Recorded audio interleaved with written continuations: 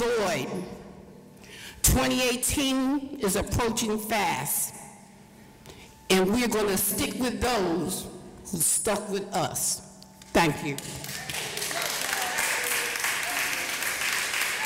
Thank you, Ms. Horsley. Next speaker, Madam Clerk. Rita Fortenberry. Appearing.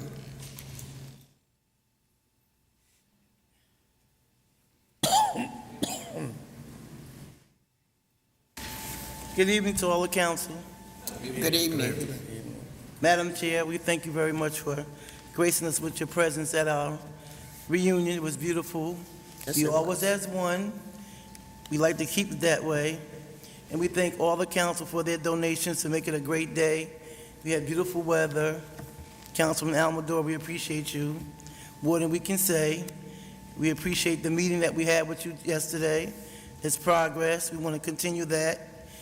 And we want to keep on saying that we have to have a seat at the table because this is our home.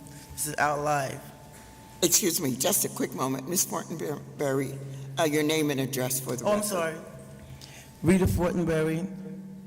I live at 26 Review Terrace, Newark, New Jersey. I'm the president of Terrell Homes Tenant Association. Okay. Anyway, I want to thank all the council for their donations. We had a beautiful day. We want to continue that legacy. We want to do it again and invite everybody else out. If you are able to come, we'll let you know. But we appreciate everybody and their efforts.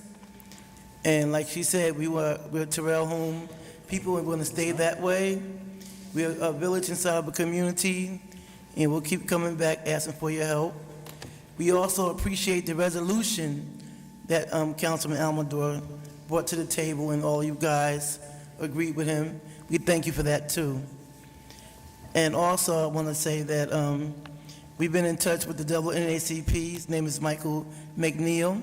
He's the chairperson of the Housing Commission, and he's taken an interest in Terrell Homes too, and the fair share housing as well.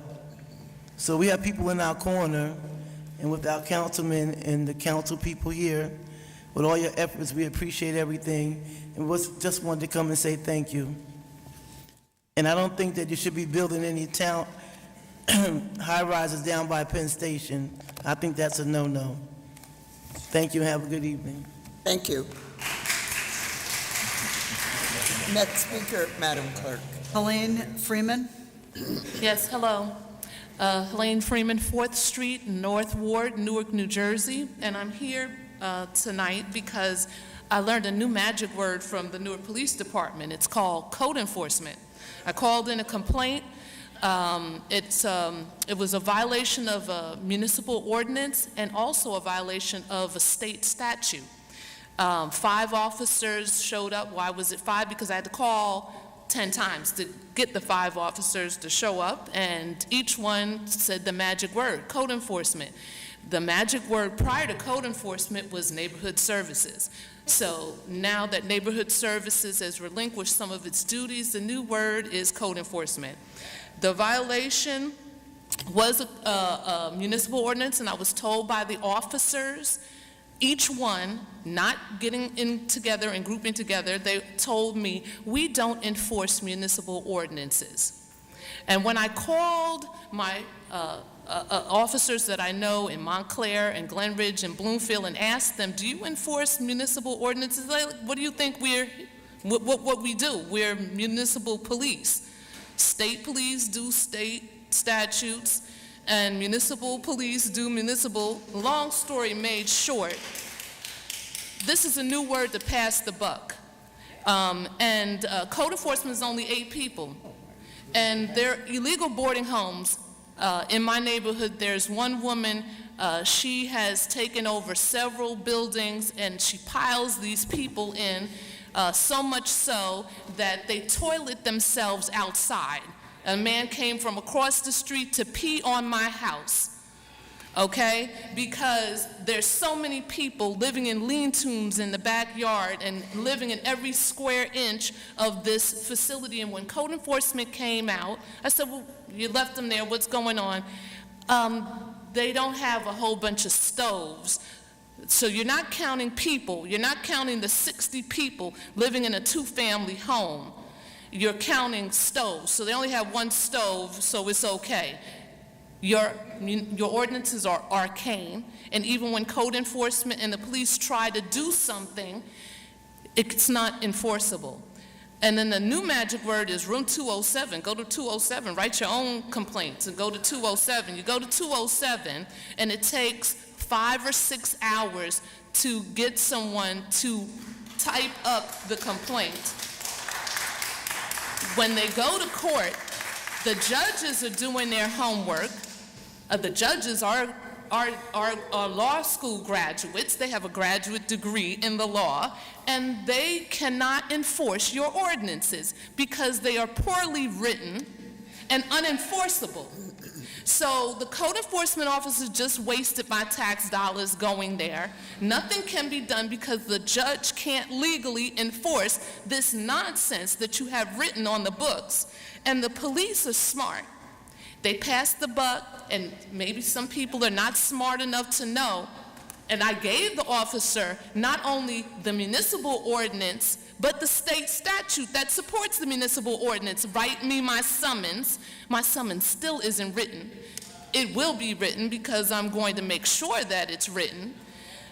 Long story, even shorter, this is a way of not doing something. And when I asked, why aren't you writing this? Oh, the city told us that we don't enforce ordinances. So I want to know what ordinances you're not enforcing. Let me explain something to you. Parking authority, code enforcement, they should be generating enough income that they're self-sustaining and that there are profits left over from their work to do other things and take care of housing and buy a street sweeper that actually can sweep the street and clean. This is not being done because there's no accountability for your employees. I've talked to some of your people. I called Amiri Baraka's office because he's the chief of staff to make my complaint. Kenya gets on the phone and tells me her opinion about how wonderful code enforcement is and how wonderful the police department is. I didn't ask her for that. And unless she has become the assistant director of staff, I'm not interested in her dissertation about how wonderful everything is. I don't want her opinion. I didn't call for her friendship. I want a response. I have a study that I've done on homelessness, and I'm presenting that here tonight for those who sit on the Homeless Commission. Before you is my executive summary. When you don't enforce the law and you have slumlords, your properties are diminished, you're tearing down public housing, the people have nowhere to go, and then you run into homelessness. This is how it's done, and you're signing off on it. Thank you. By not doing what's required. So I'm going to hand this to the clerk right now. Right and, there. The individuals who are supposed to get them, your names are already on here. Thank you. Next speaker. Madam Clerk, next speaker. Yes. Adrian Johnson.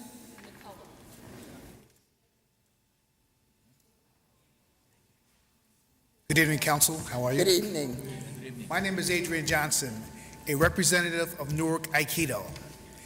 Aikido is a Japanese martial art that teaches you to protect yourself and protect your attacker. The reason I'm discussing because there's a problem going on in this country. It's called bullying. Children are being bullied in schools, going home, their neighborhoods, seniors are being bullied, groceries taken from them, and little has been done. Every state has been given grant monies to combat bullying. They have HIB specialists, which means harassment, intimidation, bullying specialists.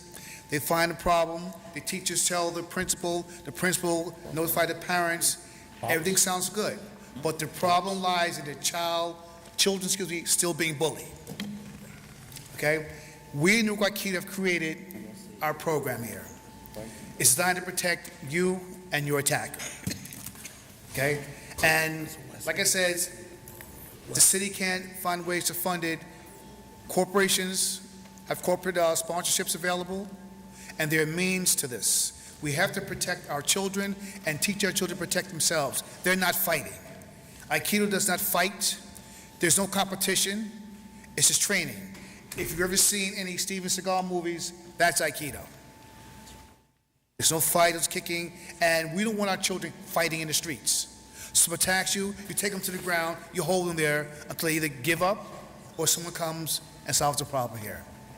Okay? And we'd like to see Aikido in the school system if possible, because it teaches children not to fight. Protect yourself and take your attacker to the ground. I have a copy of our proposal. Everything broken down, money, weapons, everything we use. And I thank you all for your time, and I hope we can get people involved in Newark Aikido. We're located 5 blocks here on Orchard Street, and lovely facility, and we'd love everyone to come out and check out Newark Aikido. Thank you very much for your time. Thank you very much. Mr. Thank you. Clerk, you want to ask him? Thank you. Next speaker, Madam Clerk. Sheila Montague. Appearing. Hello, Council. Good evening. Sheila Montague, 481 South 13th Street in Newark. This time last month, I came before you guys to talk about a series of issues. And today, I want to combine those issues with a little addendum that goes out for the mayor, who's scheduled to make an announcement, I believe, at some point soon, maybe tomorrow, about his reelection. So I don't know if he's going to be running Councilman Joe McCullum for the West Ward, but I want to share about 15 reasons why he shouldn't tonight. And what I don't finish with, I'll return this time next month to conclude. First of all, a disregard for a tax-paying resident like myself, which is also an elected official as a district leader, and a professor, somebody who's been educated in the city of Newark, who've come back here to not just live as a resident, but buy a home here. I think I deserve to get a response for the follow-up that I sent you in an email over a month ago, and for you to give it to me yesterday just because I was coming today. I think that was uncalled for and disrespectful. Number 2, the day after the last meeting last month that I came, I asked so nicely and respectfully to just be a part of the meetings that were going on. You specifically had a meeting the very next day in reference to development, and once again, I was denied the opportunity to attend. So while I'm still without information, so are the people who voted for me, so are the people in my district, so is the block that I'm the president of, Pearl Gardens Block Association. The next reason, there's still been absolutely no outreach for the awareness initiative that I started for the K2, which is a synthetic weed drug that's been in our community. I sent an email to you, I sent an email to several people, and I haven't gotten a response. And what's even worse, that I was asked to send, where is it at? We don't know where it's sold at. So I went out in the community and found several places that it was sold, specific locations, emailed those locations, and those places are still selling that stuff a month later, while kids are continuing to go to the hospital. And again, that was a time-sensitive issue that deserved, respectfully, a response before an entire month had passed. Next reason, when asked to submit, the next reason, your reaction to crime. I asked you specifically in the hallway over a year ago, why is it that you weren't addressing the crime? I lay in my bed on most nights and hear bullets, gunshots, helicopters, and you look like you don't know. If you actually live in the West Ward, then you know what I'm talking about. Because when we talk about this on social media, everybody hears the same bullets I hear. What you said to me, and I quote, and again, this is just the beginning, so you can lie if you want to. There was a witness there when you said it. When I asked you, why are you not doing anything about the crime? Do you remember your response to me? You said if the residents wanted somebody to do something about the crime, then they should have voted for me. You said that, it was a witness there, before you tell a story, I'll bring her next time. You said that you were there to support your constituents, who was the charter school community. And from what you've done this year, you have shown me just that, because I've seen no platform, no actions at all about crime. And also, the response that you gave me, and this concern has been consistent, with the kids playing on the highway. This is another reason I don't think that you should be considered. And I quote you again, you said that the kids on that highway on Speedway, I said it's dangerous. I said sometimes people try to race the light so that they don't have to get stopped there by the kids. And it was, your response was, and I have that documented, everything I'm going to say I have documented just so that you know. You said that the kids, you think that that's a good way for the kids to get money. How would they be able to support their uniforms if they're not on the highway? And you think it teaches kids self-sufficiency. And again, that's documented from yesterday. I want to just go on to say, I'm sure I won't finish this list tonight, and it's okay. I understand that you feel maybe still a little disheartened that I decided to run for West Ward over 2 years ago, but I think that you need to get over it, and if it's not because of that, I've done nothing disrespectful to you, that you are repeatedly not including me in things that are going on. You are not the king. You're not a prince. You have been elected to serve the community, a community which I live in, a community that I work in and that I serve. And you know that because before you even became council, I came to you with issues, right or wrong. But you didn't take it personal then. Didn't I come to you with issues when that little store was selling 4th grade kids drugs? I came to you, right? You said something then, you responded then, but now all of a sudden you don't, so that you know that that's my character. And last but not least for tonight, if this is gonna be a war, right, and I'm gonna lose my home anyway, and I'm gonna be the victim of your pettiness moving forward anyway, then I'm gonna go out like Queen Latifah. I'm gonna be here every single month, because I'm gonna set it off. And I promise you, I'm not going to disrespect you. I promise you, I'm not going to do what you do and have your daughter inboxing me with untruths about the job I used to work at. I'm never going to disrespect you in that way. But if you want to go to war, we're going to go to war. And this is the first time that I'm here in this way, but not my last. Thank you very much for your time. I just have a quick comment. No, I'm just going to say,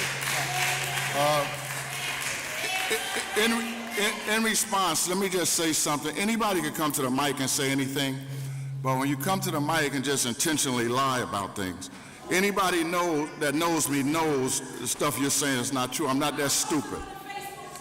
Well, you be on Facebook, but I have a West Ward Facebook page. I post all of the meetings on there. I announce the meetings here. I had a toy giveaway. Listen, let me just say, I had a toy giveaway. Ms. Montague. I had a toy giveaway in December. You had your turn. You claim to never get the message, but you had a toy giveaway on Roseville Avenue. So, Madam Clerk. I mean, come on now. Madam Clerk, next speaker. About the kids on Speedway Avenue. Speaker. I myself collected money on Speedway Avenue. Ms. Montague. Well, that's your opinion, Sheila. Sheila, you asked me, you wanted to be my aide, and ever since I denied that, you have a problem. Madam You wanted Clerk. to be my aide, not in this life. And another thing, I have already been in war, sister. I have already been in war. Thank you. So I don't mind going to war. I have already been in war. Anthony D'Angelo. Appearing. Ms. Montague, you had your 5 minutes of fame. First, Now, no, you had your time. No, you come to the mic and you tell lies at the mic. You have the right to come to the mic, but not to lie. What? I know she is. I'm trying not to create. Joe, just stop. Officers, Stupid. Ms. Montague, your time has expired. We have been very gracious. If you cannot follow the rules, Madam Clerk, next speaker. Anthony D'Angelo. Yes. Good evening, Council. Good evening. And President, all of the above. Please state your name. Please state your name and address for the record. Yes. Thank you. Tony Service Center at 267 16th Avenue. That's not your Right across name. from- I'm sorry? Anthony Your D'Angelo. name? Just say your name. Anthony D'Angelo from Tony Service Center, 267 16th Avenue. The family business over 60 years, across from Westside Park. I just want to have the pleasure to still be in this great city, okay? But there is dilemmas with every city, especially as big as this one. What happens is, Mildred, she's like an aunt to me, okay? I love her dearly. Johnny, James's father, I love him dearly. And we have a relationship, a family relationship, I would say.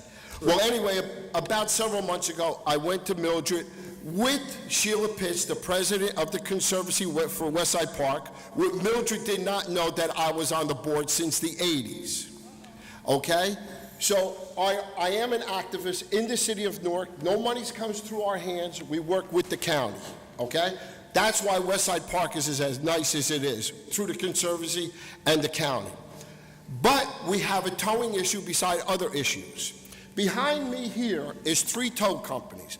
I brought it to your attention, Mildred, several months ago with Sheila Pitts, Society Hill, Coast to Coast Towing. You and I and the City Council 10 years ago mandated there's supposed to be a certificate of occupancy to get a city tow license in this city, okay? That is state mandatory. And the city mandated it to get a tow license, okay? We all know this. Well, down in B11, I believe, the licensing department, well, they think it's their own cookie jar. They're making their own rules and regulations. Right here behind me is 3 tow companies, okay? Coast to Coast, and I have documentation right here, does not have no certificate of occupancy in the city of Irvington, okay? Don't have a tow license in Newark or anything else. Took people, actually stole the cars from Society Hill because they're not legal. It should be not a 39 statute, a 2C, theft by deception. I want a criminal law on the books. I want the tow company to get a 2C, and I want it mandated, management and property owners also be charged maybe a 39 on the first statute. After that, okay, now I came here 3 years ago when Ross Barack was here. He's shaking his head no. No is no. No, it's not gonna happen, and it's not gonna happen in my city. I was born in this city, I'm raised in this city, and I'm tired of all these people getting raped, okay? These tow companies are illegal, and they're telling you, we're taking your stuff. It's private, it's piracy, towing, okay? They're taking your cars, they're holding them for ransom, and then the cops have their hands tied and say it's a civil issue. It's wrong, it's dead wrong, and it's gonna stop tonight. That's why I'm on cable TV right now, because I'm putting it all in your hands. I have all the paperwork, okay, for all these tow companies. Now, Knight's Towing, KNT. Well, guess what? Coast to Coast is not there, but Knight Towing is there. Guess what? He don't have no certificate of occupancy, but he's got a tow license. And guess what? Go to 29-30, East Runyon, he's not there. Also, it's KRT, same tow company, same address, different names. All right? Then you have Wilson Auto Repair, no towing, no certificate of occupancy. But they're taking everybody's stuff, charging whatever they want, acting as their real business per se, all right? Well, I got all the paperwork for you. You know what? They're making it their own business down in B11, all right? They're giving licenses out to tow. They're not even tow companies, no certificate of occupancy, and I have the COs for all of them, all right? So I want a date when we're gonna meet today, again, to see what we're gonna put. I want a 2C on these towers, okay? A 2C, I want a criminal act, because this is theft by deception. They know what they're doing. I know, I've seen them, I know the tow companies. Thank you. Okay. The date is Monday. You know that I have open hours on Monday. Pick the I want to time. get this. Yes, Can I please Mr. give this to Clerk, the council, please? can you leave There's Mr. all the- D'Angelo's documents? Yes. Yes. Pick your time, Thank you so much. Tony. Madam, one question. On Monday. Yes. Anthony, I'm I sorry. just got a quick question. Yes, yes. I know McDonald's supposedly has private towing. Who? At McDonald's, like McDonald's on Mulberry Street. Yes. Is that legal? Where? Like McDonald's on Mulberry Street. I know they have a private tow company. What's the name of it? I'm not sure which company, I but, don't know what it is. I don't know who they are. okay, but I'm saying, like, McDonald's, a corporation. Yes. Let's say they entered into a contract with a towing company from West Orange. It's the tow company that has to be background check. Okay. Have a tow license. Now, let me explain something to you. Anthony, I'm sorry, dear. Monday. Monday, okay. Okay. Monday. We'll talk. And not only will we talk, we will go to B11. And don't get sick on it. I will. That's true. I had a terrible cold. Next speaker, Madam Clerk. To Sean Brown. That's what I believe, right. That's why I asked that. Good evening, distinguished members of council. Good Madam evening. Chair. My name is Tashawn Brown. I'm a 20-year veteran with the Newark Fire Service, as a citizen of Newark. My residence is 526 Freeland-Heisen Avenue. I'm petitioning you for your help in a matter of safety for the citizens in Newark, as well as myself. Over the 20 years of working, at no fault of any one individual or any one entity, the fleet of the fire service is crumbling. Several occasions I'm working at actual fires where the equipment fails, and I was forced under those exigent circumstances to use unorthodox methods to put the fire out with the team that I was working with. Also, I was reflecting over the years of working that through some of the municipalities, they have OSHA mandates for minimum manning. This is not the case in Newark, but I've saw an avenue in which the city could possibly get a lot of bang for their buck. I'm not sure the firemen and women's freeze in overtime, if it's official or if it's just something done through the fire service. But when they consolidated emergency services with police and fire, they married the two together. And it's just something I've observed over the years that the city being the size and where it sits in this country and in the rank that it has, it should be able to have the equipment as well as the manpower to afford us the ability to give us the opportunity to do the best that we can on every fire scene. Of course, in that service, we can't be expected to have every situation brought to a favorable conclusion. Some people pass away, brother firemen of mine, as well as civilians. I just, over those 20 years, I don't want it to go as I'm about to retire, to let it go on without speaking to persons to bring it to their attention that it's something that they can do that quite possibly won't be additional monies to the city. I'm not sure when they married the police and fire together as one emergency services if they shared a budget, but the firemen overtime, 1 or 2 guys a shift, a ladder company being 1 and 2, they're very short-handed and they very possibly can't facilitate any multiple jobs. And as I've experienced over that 20 years, a ladder company going in, they should be able to simultaneously vent the roof as well as do an interior search because time is of the essence. And, I guess that would be the gist of my petitioning you for your help. In the matter, I've talked to superiors, and I guess they say that their hands are tied because of their positions. They don't really have the power.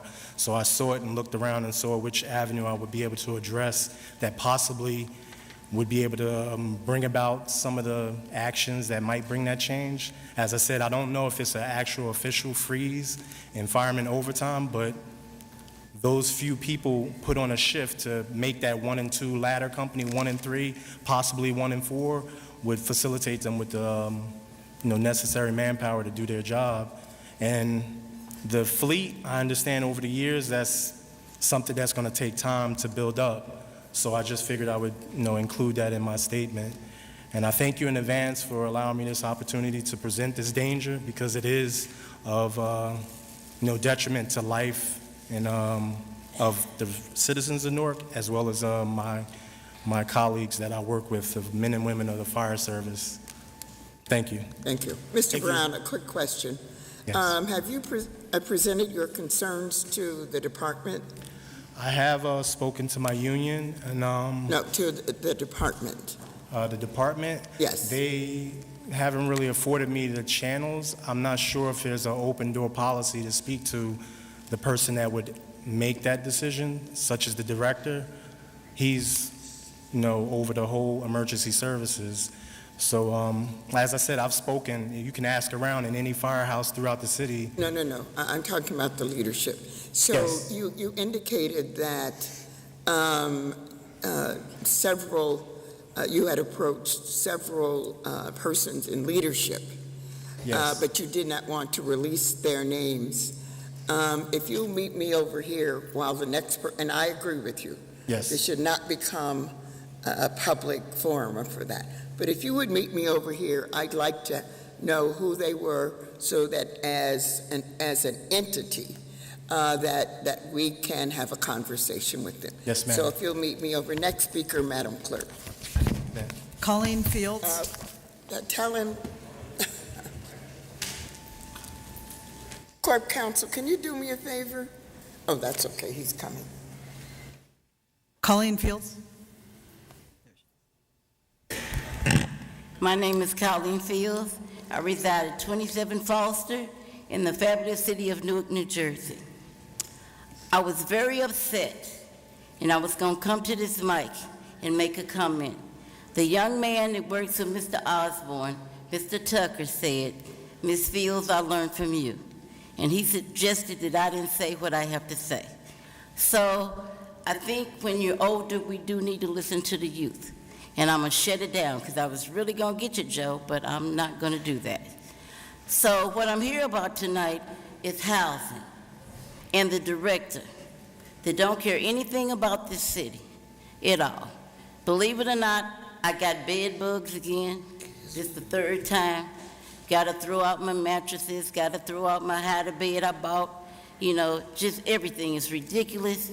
We're surrounded by mice, because I was always calling about the trash, and y'all knew that. The super don't care anything about it. The TA is off the hook. I was going to come before the mic and try to shut it down, but the reason I chose not to is because the people are getting commodities, and there is a bigger picture than what's really going on out there. And all I want to do is help the people. That's why they didn't want me in the position, because they know I'm going to fight for the people. And there's another thing I had been calling for 6 months about the couches that somebody dumped and all the other trash on housing property. Nobody do nothing about it. Talked to the super, talked to Mr. Tucker sitting back there, and Mr. Tucker had the audacity to tell me that we had to wait because a dumpster costs $600. Well, my house is filled up with mice, and it's ridiculous. And if you go down the street, I told him that you go down the street, they done dumped all the way down the street. Mr. Tucker, I love you, but come on now. I know that we are supposedly nothing in Newark, but that's a lie. And on the thing, I was going to put, I am Amir Baraka, one-woman SWAT team, because I'm tired of coming. People scared to get involved. They scared to speak up against the police. They scared to do anything. They said, oh, you get out of court, we're going to do so-and-so and so-and-so. I wasn't convicted of anything, and nobody has done nothing. So you know what? I'm just going to fight for the people. I don't need a title. And it's really, really, really sad. And you tell me that a man, unarmed, can be in his car, murdered in front of his girlfriend and his daughter in the back, and that cop got away? Give me a break. And it happening over and over and over. But I don't know what color the person was that shot the K9 dog that gave the man 45 years. I think it's despicable, and hell to the yes, I'm mad. I'm tired of our black men getting shot down in the streets like dogs. I'm tired of them being in prisons. You know, and I thank God for Jay-Z, that because the people couldn't get bailed out, he bailed them out for Father's Day. And you know, y'all always say, what you gonna do? Then you ain't got no power, so why do we vote for you anyway? I'm just so upset, I just don't know what to do. I'm very disappointed.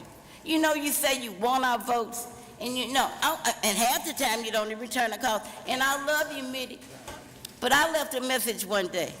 The people that was in Broadway made the song, and I said, oh please, oh please, oh please, Mitty, return Sister Colleen's call, because he never do.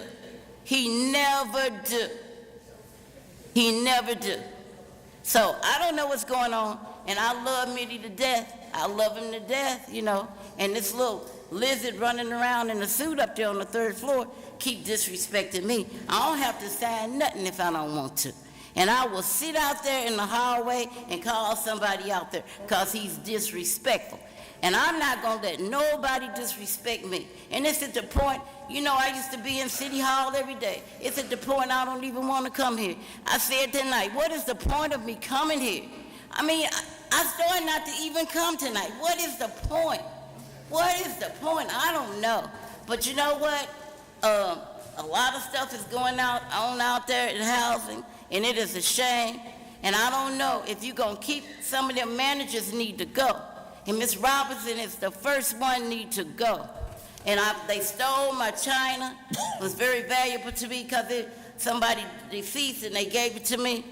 And they tell me, oh, I'm going to do it, and the people never call me. I got to have a receipt. Well, how can I have a receipt if it was a gift given to me? And it's very sentimental to me. We went online, it's $316, the value. But somebody need to do something about her. Somebody need to do something about a lot of things going on in the city. Thank you, Ms. Fields. Next speaker, Madam Clerk. Dobrina Helm. Not appearing. Bill Chappell. Appearing.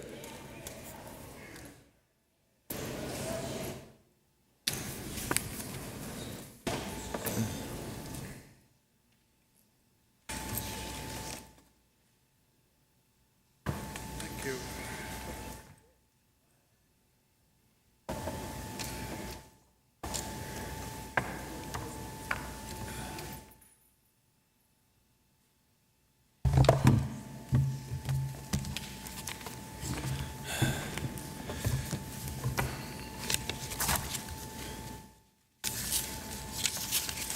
I have 9 copies of my statement.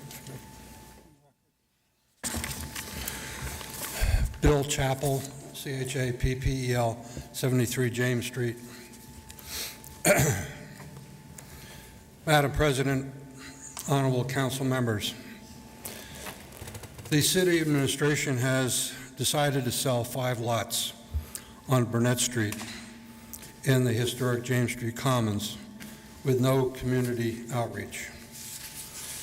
The designated developer plans to wedge an apartment building into a row of single-family homes. It is inconsistent with the residential nature and scale of the historic character of our neighborhood. I do wonder why the low ball price. The 5 lots are being sold together for a total of $38,000. Not the $190,000 assessed value. A few years ago, one empty lot, city-owned building lot on Burnett Street, sold at auction for $230,000.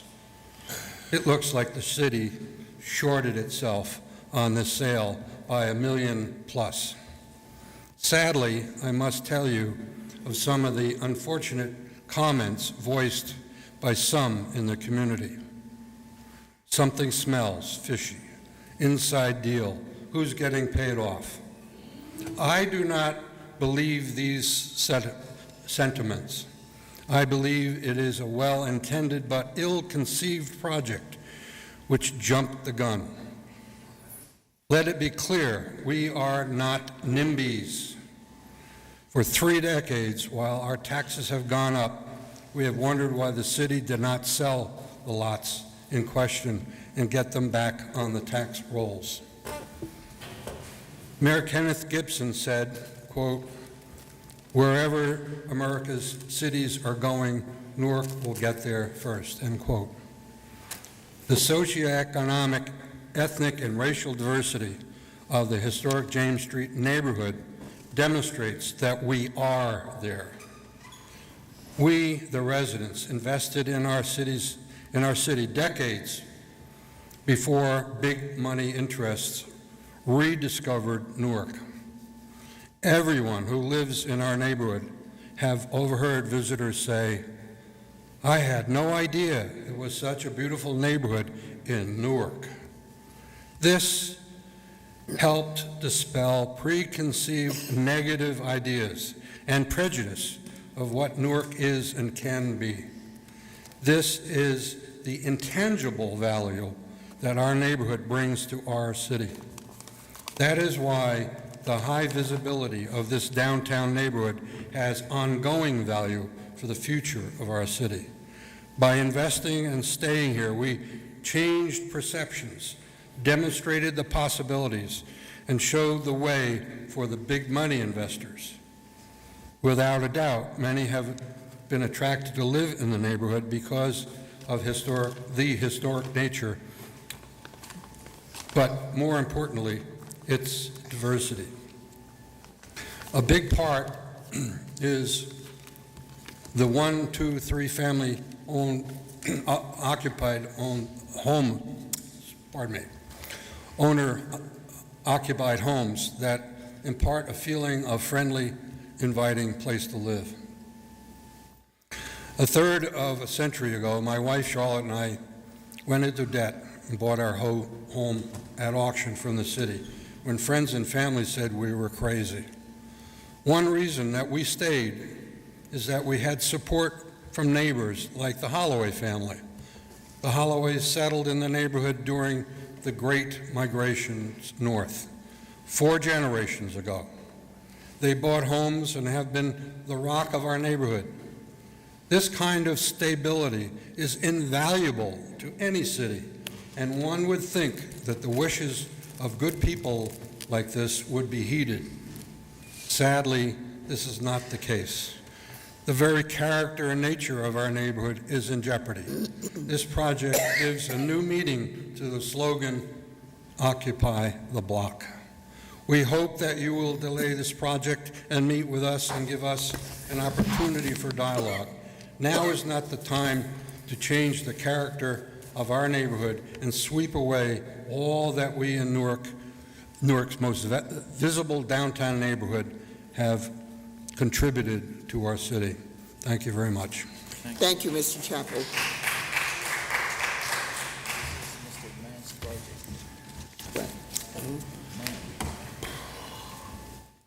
Madam Clerk, I remind you to the council to set up a meeting with Housing and Economic Development. Yes. About this project. Yes. I do know that Mr. Wauray had a meeting with the executive director.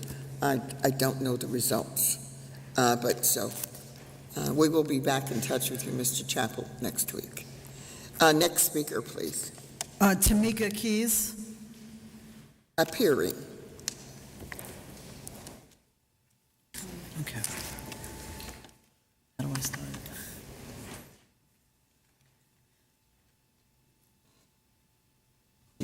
Is she a friend or what? Let's know.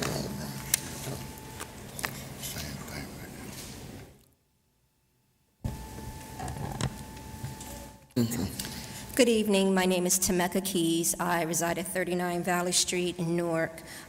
This is our Heart of Ellsberg Block Club resident neighborhood accountability document. And so this is more so of a check-in Some of the things have been crossed off on the document, but the document still is 4 pages.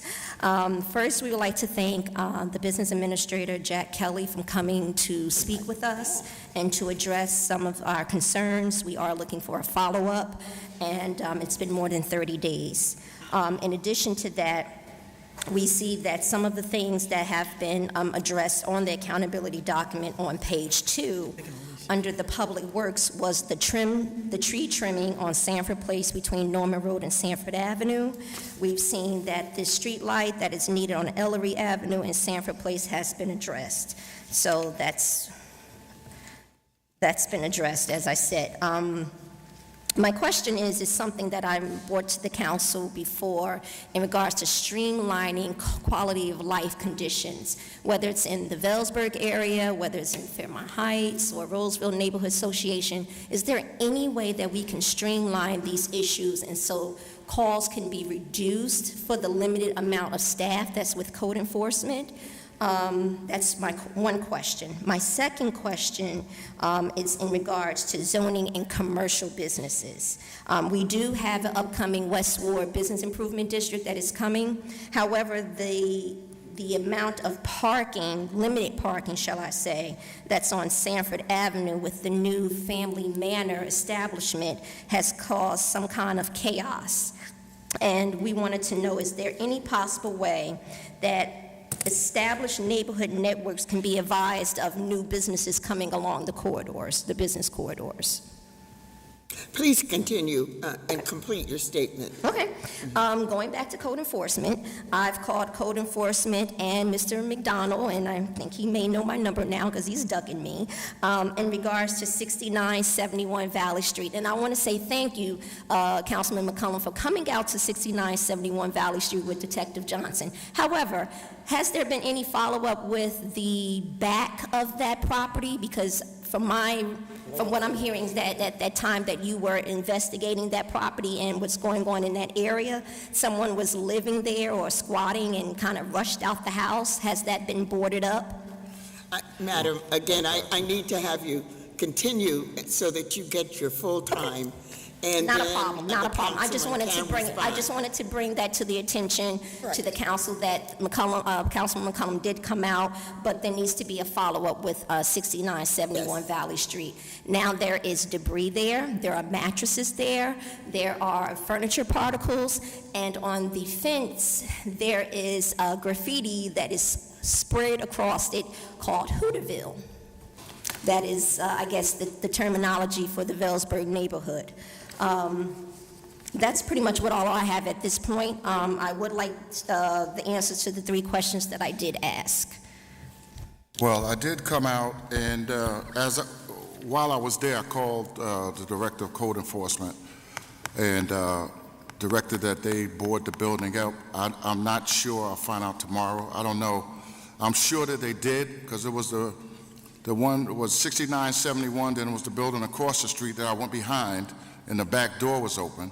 So I sent photos. I took photos and sent the photos to the director. They haven't responded. I'm sure that they did, but I'll follow up. Well, 6971 is boarded up in the front, Right. but from the back, I've heard that there's entrance coming in and out. The house across the street has been bought, and they're fixing that up. They're actually digging up Right.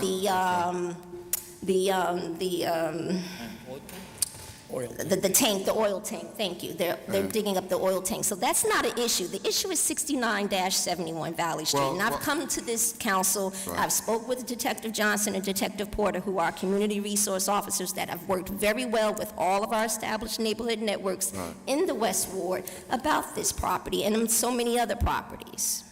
So I'll find out about this 6971. Is that the one with the back doors open? That's I the don't one remember that you surveyed that day Yeah. with Detective Okay. Johnson Right. that Friday. So I'll find out if, I'm sure it's boarded up, but I'll find out. And also, there was a drug dealers out there that ran off when we came. So I asked them to continue investigating that in that area on Valley Street and on Brookdale. So I'll follow up and see what the status is on. Okay, Thank you. thank you. Thank you. Next speaker, Tracy Gordon. Madam Clerk. are not appearing. Tariq Rahim? Not appearing. He's here. He's here.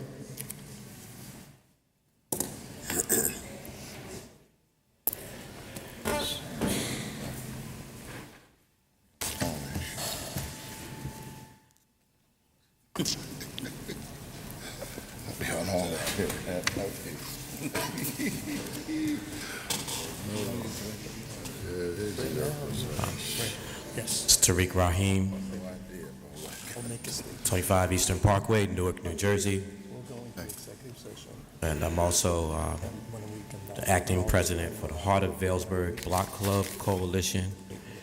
And here to talk about the quality of life in the West Ward. My focus is regarding trees, but just before I get into the tree thing, I'd like to invite the council and every resident in Newark to be a part of the movement that we're doing on Saturday, July 8th, where the Red Cross is working with partners and installing smoke detectors, because we know smoke detectors save lives. You can find out more information. We installed about 300 back on Martin Luther King Day and just doing community service. So we're hoping that that also can be even more successful in our community, in the West Ward, on Facebook, West Ward residents, and also Heart of Vailsburg Block Club. Today I wanted to really focus on tree stumps. A lot of people, thousands of residents are looking at tree stumps. I don't know if y'all can see it there on the image there, but the council has it. Hundreds of them have joined us and signed a petition indicating that they got a tree stump that is so ugly in front of their house, because when the trees are cut down, they're doing half a job. And as you can see by the one at the bottom, I don't know if y'all can see it, but I'm holding it up high enough there, that it's almost the size of the house, entangled against the wires. Every time we have a storm come through, like Hurricane Cindy is coming, residents are afraid that we're going to get a blackout. And I know a number of residents have been complaining, but nothing has been happening. They've been complaining to the city. We've been asking in whatever cases if council can help by either making the call of influence to get tree stumps grinded all the way down. I just have a few reasons why. As you can see, as most of you have seen tree stumps, they're very ugly. So if we're talking about what Bill Chappelle talked about, revitalizing, making Newark look beautiful, it's impossible for a resident to put a healthy new tree down if that stump is blocking. Also, as you'll see in your document that you have there, the stumps are dangerous, not only for the lawnmower, but for people walking by. They trip on stumps, and that could be an added liability to either the homeowner or to the city, that someone trips and falls as they're trying to maneuver past these tree stumps that are impacting their sidewalks, and it's costing residents a lot of money. They prove to be tripping hazards also. And as I said earlier, they prevent the growth of new trees. So what can we do? I'm asking if City Council, I know Mr. Amador, he already mentioned that part of the East Ward had a similar concern. We need to continue that effort. I'm hoping that we continue. Maybe even if we're looking at full tree removal, not just leaving the stump there, but getting down to it, get the trunk and the stump all the way out. And that could be done by partnership with New Jersey Tree Foundation. They've stepped in and helped in some cases, and other environmental agencies that want to also help. Additionally, I'm asking for a big ask right here, and we always want to talk about saving money. We can actually save money by doing something that was proposed by John Sowell some years ago, and that is put in the budget for an additional tree unit. Putting that in the budget, based on his estimates, will save the city over $250,000 every year. because we spend, according to his report, about $350,000, and that's on the very last page of the document, $350,000 a year in outside contract services to deal with emergency services related to trees. Now, if that figure is wrong, you know, that's the stats that he reported, so we can kind of dig up and maybe research that. But, and lastly, in closing, if we look at it, if we invest in that new tree unit over a 4-year term, we're actually saving the city over $1 million. And I think that's something for us to consider. And it also will make it easier for us to look at saving our neighborhoods with the trees that's getting rid of those tree stumps. Thank you. Thank you very much. Mr. Rahim. Mr. Rahim. Mr. Rahim, I have a comment. Yes, I sir. don't know if you're aware, but about a month ago, we had the Director of Public Works come to this meeting. I invited him to this meeting to talk about the plan for tree stump removal. Okay.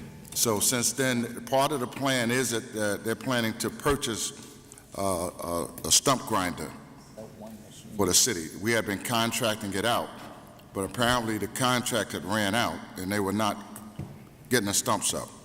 So that's in motion. There is a plan. I do have a list of tree stumps that are scheduled for removal. And I actually, is this one of these on Eastern Parkway? Actually, both of those are on Eastern Parkway. I mean, we had the list of over 175 houses that have that kind of thing. But if you look on that last page, with that beautiful cherry blossom tree in front of my house right there, I didn't have a stump, so I was able to plant. And my son and my wife in the back, they're very happy that I was able to plant that tree, and as well as 16 other neighbors on that block were able to plant. But because of, so I'm glad to hear that we got a grinder coming.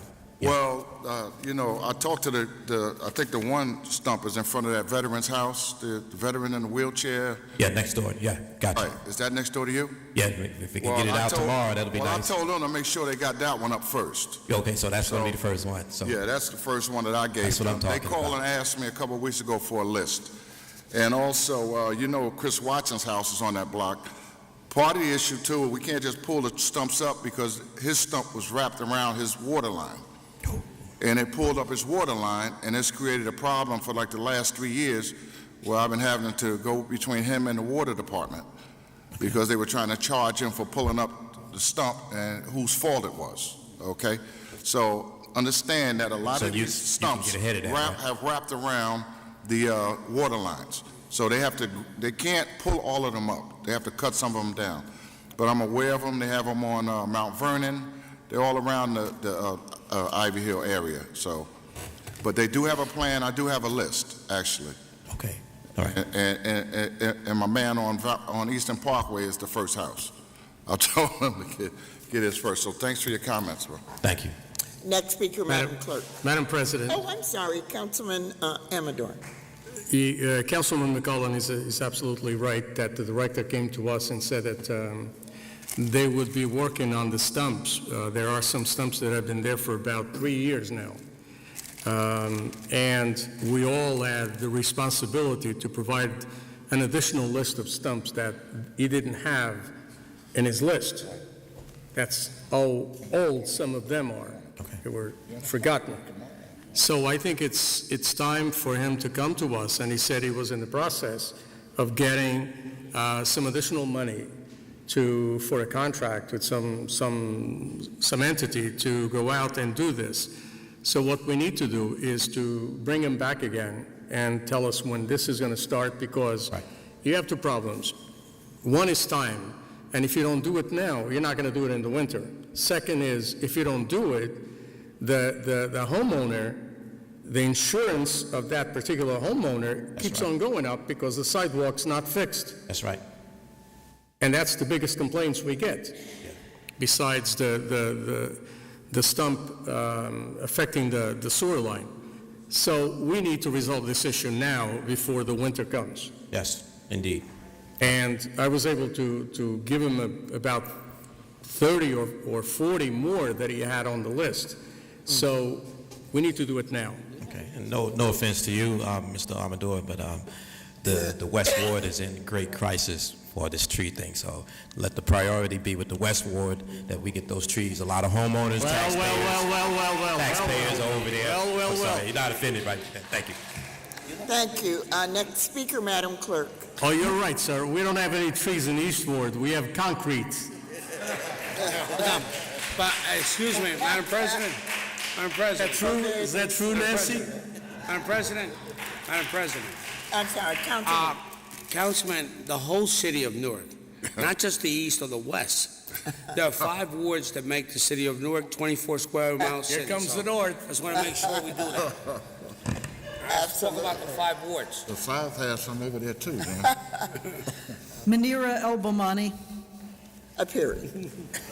Manira El-Bomani, a citizen of Newark, long-time community activist. First, I want to say greetings to the members of council, Newark residents and guests, giving honor to the Creator for allowing me to present today and allow me to, do what I do in this city, is advocate. First issue I want to talk about from the last council meeting, those who were here that witnessed it, I want to give a message on the record to this administration. Mehdi Baraka, Chief of Staff, you are a disgrace to this administration. You struck a rock, hit a boulder, and you will be crushed. You go around in this city thinking you're going to terrorize me and the residents of this city and our democracy, something that your mother and father stood for. It will not happen on my watch. So to whoever's doing monitorization of the Federal Police Department, you need, like I said before you came in here, we need a cop and gov watch. Because if you think you are terrorize these residents who voice their opinion in the city, you got a problem. Higher Newark sounds like a great thing. And we always talk about Higher Newark. It sounds much like what I proposed in the past, build Newark, with all the construction, booming construction that's going on in this city. So it's a great thing. But I proposed and I sent a model to you, council, the New Haven model. And this model states that the city will stipulate every one of their contractors and subcontractors to attend a meeting about expectation of hiring women and minorities prior to starting a project. That's in your ordinance already. So to ensure compliance, fines, and accrue every week a contractor that does not meet those obligations to recruit underrepresented workers through enforcement and partnership with building trades, contractors, partners with residents to achieve whatever percentage that you have on the book. And they said 51 now, right? But we don't know if that's happening. But here's a model that I sent. I advise you to look at it. Also, not only for the affirmative action of the job developers and the procurement managers, these people, all the stakeholders that's at the table should be at the table before these projects start. So that's how you get High Newark. But also the non-union contracts that's in here. This city got a great percentage of non-union contracts. Am I correct? And you talk about, oh, these people can't get in the union, yada, yada, yada. But what about them non-union contracts, which you got a great percentage of? So the roadblocks we all know that the unions have, guess what? Look at the union, the makeup of the unions. All white, Anglo-Saxon, racist, white men, okay? No women. And you know I'm speaking the truth, right? This book right here, look at it.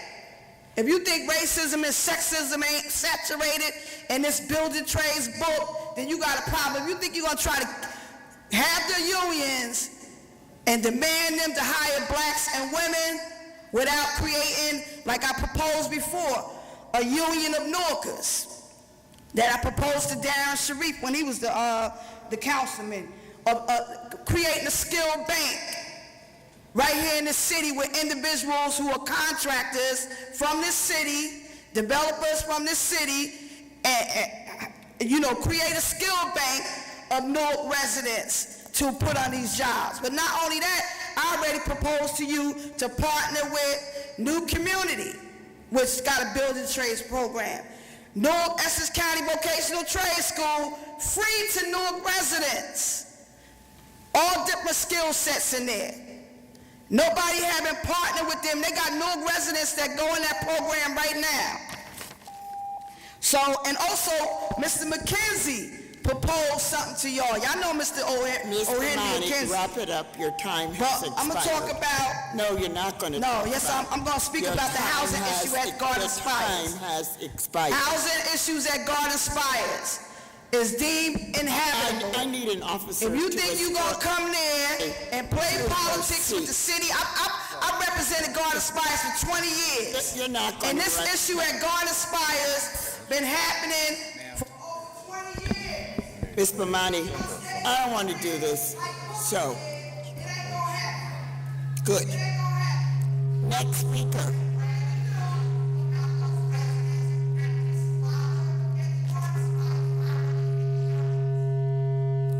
Officers, her seat is right there. She's perfectly welcome to sit.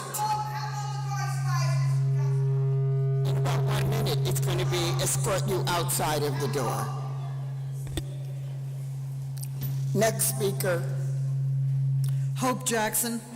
No, she can sit. I said just kept it up. Female.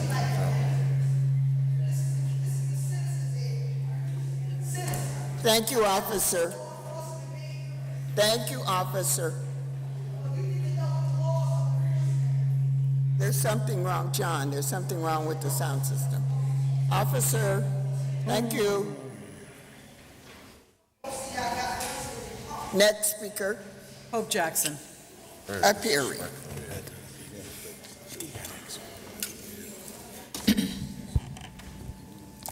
My name is Hope Jackson. I live 182 Mapes Avenue, Newark, New Jersey. I come this evening to address a special issue. I have to admit that I am no longer as avid as I was when I first came here, when this first happened. But I want to speak to you about the parking in the city of Newark, especially down at the PAC. I went to an affair down there last month, and it was raining cats and dogs. The police was making the situation worse. They blocked the whole street off for some reason or other. I do not know why. They had coming out of one entrance. I know the city does not control the management of the Prudential or however that goes about, but they saw fit to just let people out of one entrance. While the people that were parking in parking lots was getting special attention to get their cars out of there. And that's another thing. The parking costs downtown is extortion. It's nothing but plain extortion against the citizens of the city. $40 a park for one night, that makes no sense at all. And then to take Edison Place, a public street, block it off so that that parking facility can make money, make profits for him, and never mind, he said, we're not even allowed to go down that street, even though I'm a taxpayer paying for that street, and they got it blocked off for private entity. I thought that was a shame. Had to walk from Mulberry Street to Market Street in order to get picked up. I didn't drive because I knew it was going to be a situation down there, but the police was making the situation worse with the traffic and causing fender benders and everything else, the way they had it all blocked off down and it raining cats and dogs. I had to walk all the way to Market Street to get picked up. I thought that was a shame. And I do really think it's extortion, plain extortion, the prices they charge to park down there to use a facility that's in your city that you want to go down and have an evening out. You have to spend a whole week's grocery month just to go down to enjoy something downtown. That's a shame. That should not happen. So I figured I'd bring that to you, and maybe you'll look at the situation and find out maybe we can do something better about the parking situation as citizens, and not only citizens when outsiders come in, that they ought to be at least be able to park and enjoy an evening out without that type of going on. It was really a shame. But that was not the other thing I want to make clear. It brought about the feeling of we were second-class citizens. You can be used any kind of way. And I know we have in this country, and it's happened down through the years, many years, not just in Newark, and this has gone on for years and years, this business of white supremacy and white privilege and racism as it goes all through this country. But we here in Newark need to unite together and stand together, all the residents of Newark, because Newark is a city that has been plagued down through the years with corruption. We have been the host for it was a symbiotic relationship for all kinds of crimes to come in and take root in Newark. You want to make a quick dollar, go to Newark. It doesn't have to be legitimate. You can get away with anything here. And this is what we've been faced with down through the years.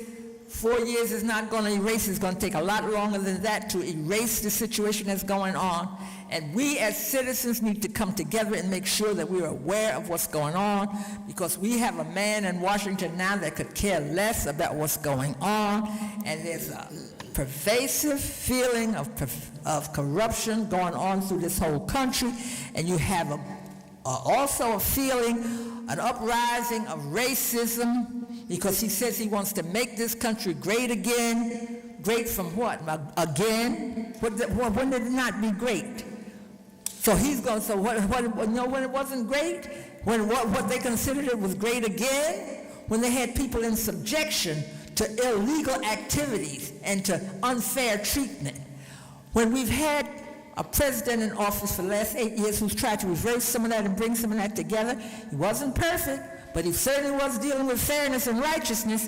And now we got someone in there saying we're going to change it all back, take it all to repeal every fair decision that was made by the previous administration or the ones, maybe some before him. But this president says we're going to repeal all that and repeal it to bring back what? So we don't have time to fight against each other. We need to be coming together, uniting ourselves clearly, and making sure that we know what's going on in this political system, that we know who we are voting for and why we are voting for them, and what their record is, what the record has been down through the years. Just don't take somebody's word for it. Make sure we know what has been going on, what the person has been involved in. We need a governor in this town that's going to stand up against that business going on in Washington. So we don't need to be arguing with one another. We don't need to be looking at our administration, looking at our leaders, our elected officials. We don't need to be looking at them cross-eyed and finding ways to downgrade them and make them seem inappropriate. We need to be lifting them up and coming together and making sure they're doing what's right. If we elected them, we should have known when we were electing. And if they're not doing what's right, then you throw them out of office, but make sure you put the right person in. So thank you this evening. I just want to thank you for saying that. And I do hope you'll look into that parking situation down at the TPAC. It's atrocious. Yes, we're well aware. Thank you, Ms. Jackson. Next speaker. I'm sorry, Councilman. Madam President, for many meetings, we have been talking for a long time about this whole thing about this arena, the whole situation, that it is an issue not just of the people who come to the arena. It's an inconvenience to the people of this city. It is an inconvenience when you close up a street.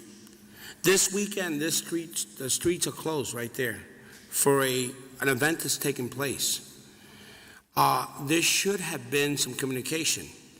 And no one knew that they're closing the street because it started 2 days ago. Tents that are being put on city streets, not on the arena property. They're being put on city streets of taxpayers' streets. My concern is this. From We need to, have a meeting on issues of homeland security. There's issues of homeland security for the people who are visiting that arena. If a crisis occurs, the city of Newark is going to be blamed because of whatever it takes place. The folks at the arena are not going to blame anyone but the city of Newark. And you know, the liability is a very serious liability. But my concern is that, look, anytime that there's an event, there's all kinds of vehicles that are parked there. They're not paying the parking. They're coming there and parking for folks to come from out of town to have their cars protected. And let's be honest and be sincere. We need to, put signage that says no parking at any time for anyone, for police personnel, or etc., unless it's an emergency vehicle. But you know, when you close that street, and then when there's an event at the PAC, when there's an event there, it creates an inconvenience to people who live in this city. And again, it is an inconvenience. But again, my concern is, look, this week, there's plenty of lots that can be rented to put all these tents. But if you go there now, all that you see on Mulberry Street are tents that are placed on the streets of our city. We should have some kind of way where there's some kind of resolution that we know what's taking place. But how do you just take, for 2 days I've been seeing these tents being placed. And I said, do they have permits for that? If a citizen does that in their neighborhood, they probably come and shut them down and close them down. But because it's the PAC and it's downtown, it's okay.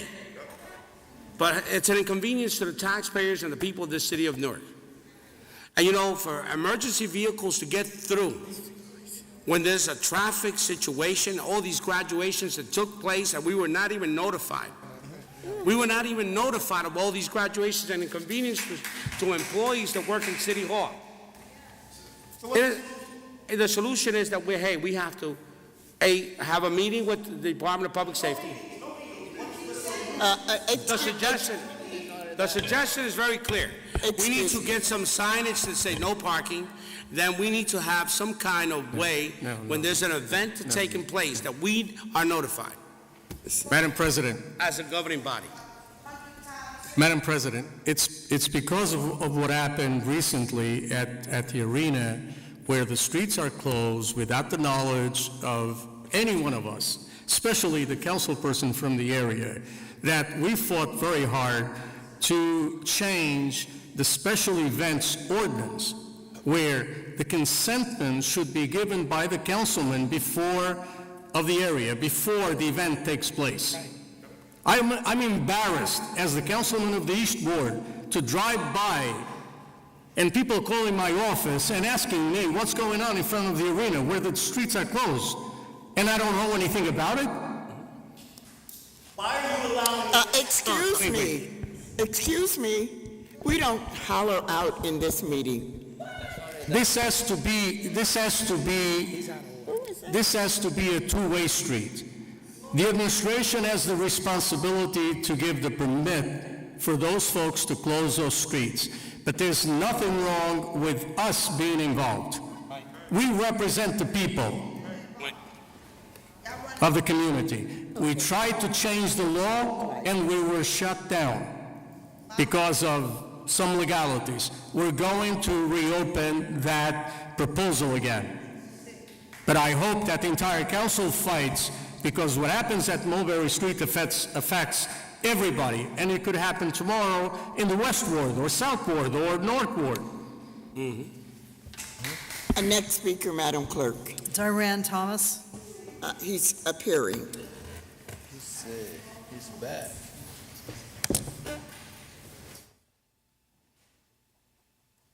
They park wherever they want.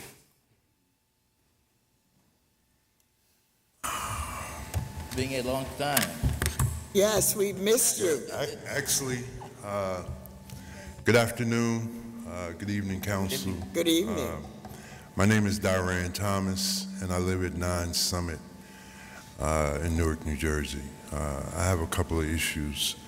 One, I haven't been here because I broke my leg at New Community. Oh, sorry to hear that. 14 surgeries to fix my shattered leg. I'm just now beginning to learn how to walk from 2013. But I'm back.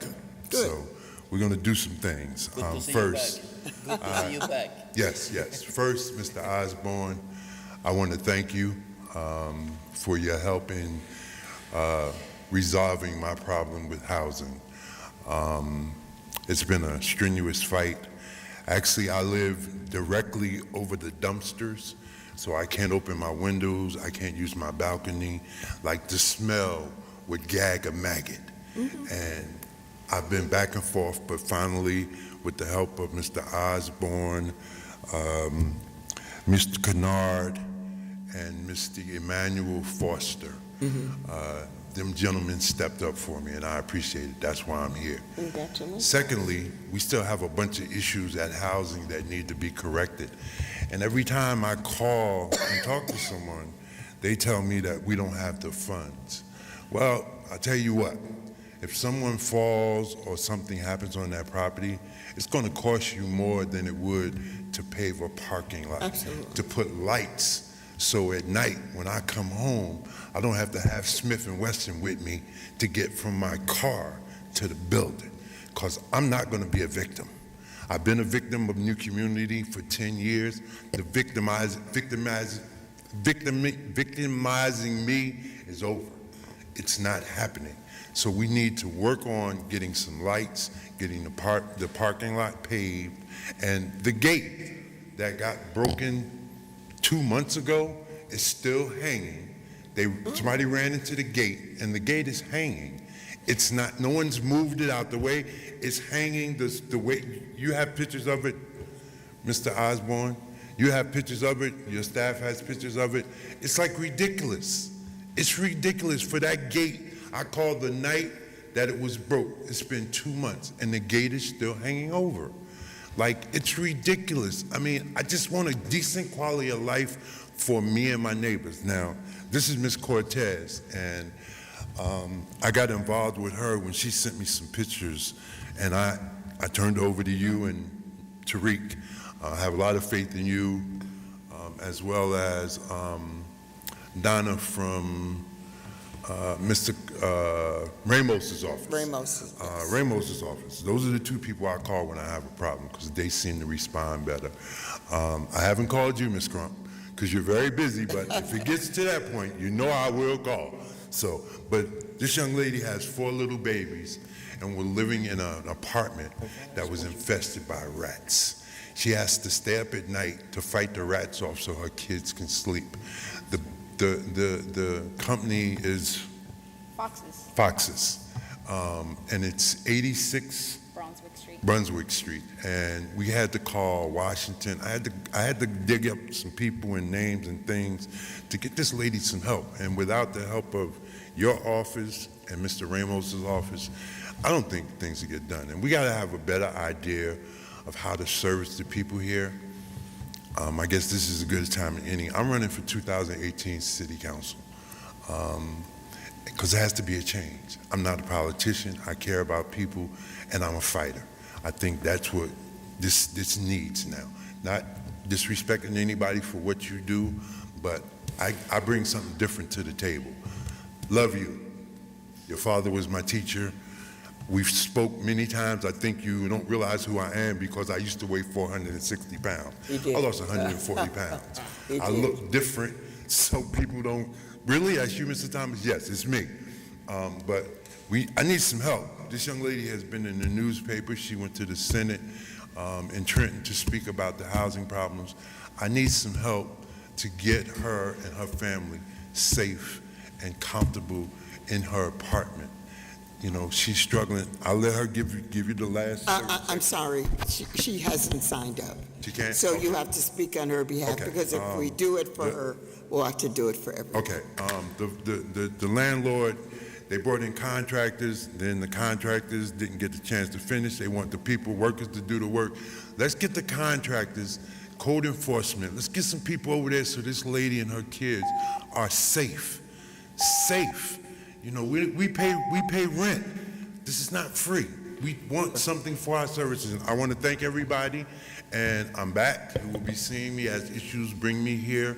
I appreciate all your help, and it's good seeing everybody and letting everybody know I'm okay. It really is. One of the things we can honestly say about you, that you brought real issues, and I see you continue to do so. If someone can, from Councilman, whomever, Councilman James, somebody from one of his offices, if we can get her contact information. Yes. All right, Tyrone. Yes. Somebody said I have. Yes. Okay. You have it. It's in the emails. Everybody, we've sent it to. Okay, I'll check the emails. I don't believe I've gotten it. But, Mr. Thomas, let me tell you one of the biggest things the city has done to address that issue. The Foxes own more than Brunswick. They also own Stratford. Right. So the city banded together, including my council colleagues, and we got them to get out of the real estate business in Newark. So That's they a good thing. So they do own some properties, right, but the majority of the properties, Stratford and Johnson, we forced them to vacate those properties under an agreement, and those people are living in different places. Those buildings will be renovated, but for too long they lived in substandard housing, and we did address that. Right. Okay. I want to thank you, and I'm sure she thanks you. And you know, it's good to be able to come here and just the issues and get a response. So thank you. Thank you. Thank you, Mr. Thomas. Madam Clerk, I see that 10-4 Evans has come in. 10-4 Evans. Praise the Lord, everybody. She was late. Thank you. My name is 10-4 Evans, P.O. Box 2367, Newark, New Jersey. Before I say anything, I want y'all to bow your head. My godfather had open heart surgery today, and my sisters, I want you to bow your head in silent prayer.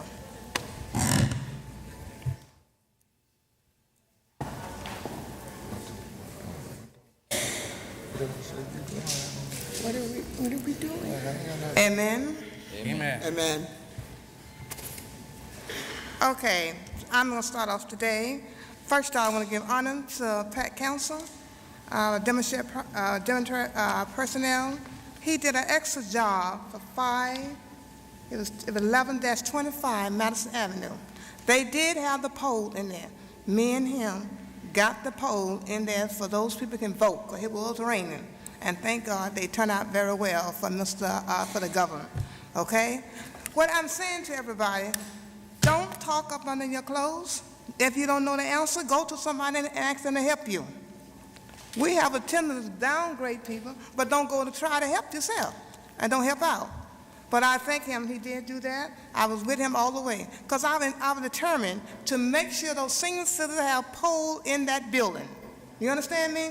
And I think to us, as young people, and I'm not all that young, but I'm not older than everyone else, to go out and help those people.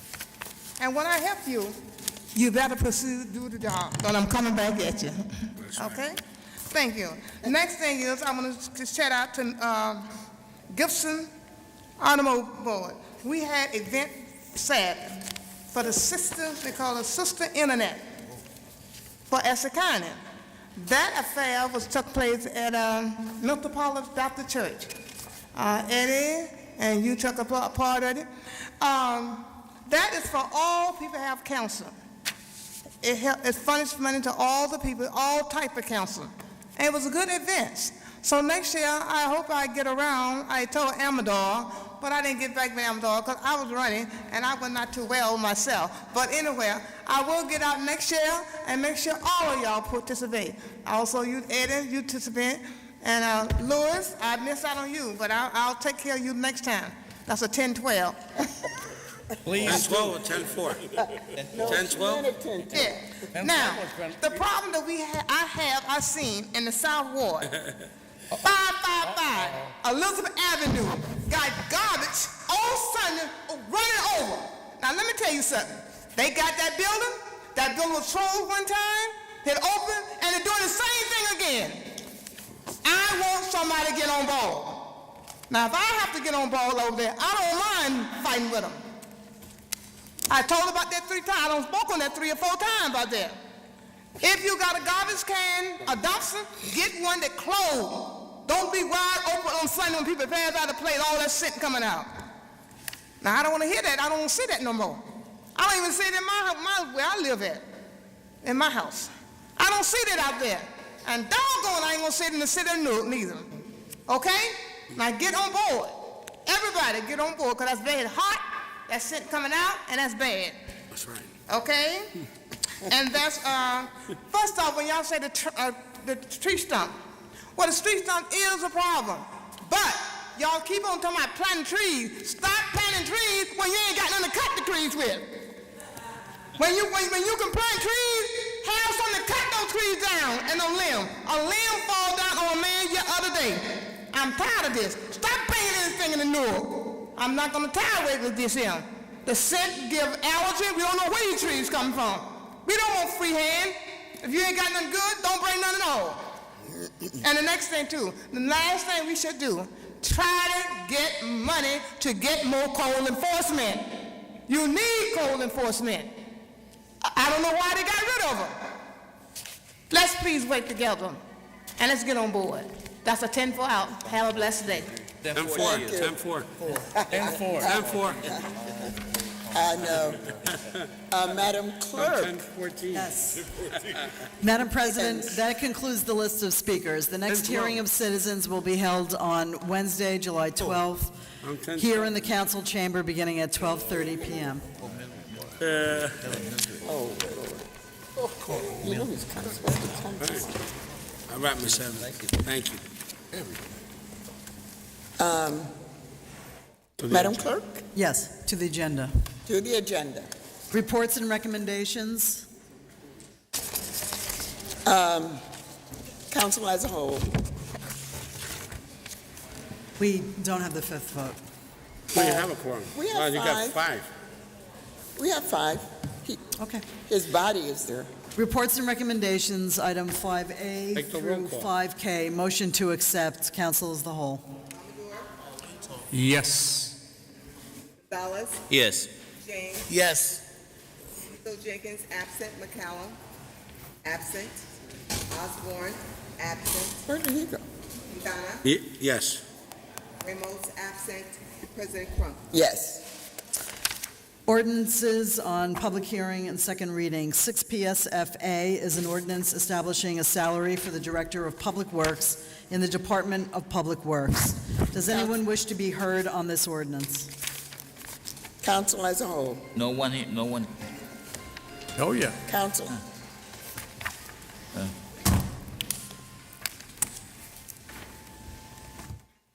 Mayor Obamani, well, this is the ordinance that sparked the terrorism from Midi Baraka when I spoke about this ordinance, about the salary and also about the filth in the city and the streets, the pavements. But good thing we heard great news that 280 streets will be paved. And we can find a list. Do anybody have a direct list today at the council of these 280 streets? But also, I wanted to know what was the salary for this new director? And the name, the title, the person, his I name? saw the BA.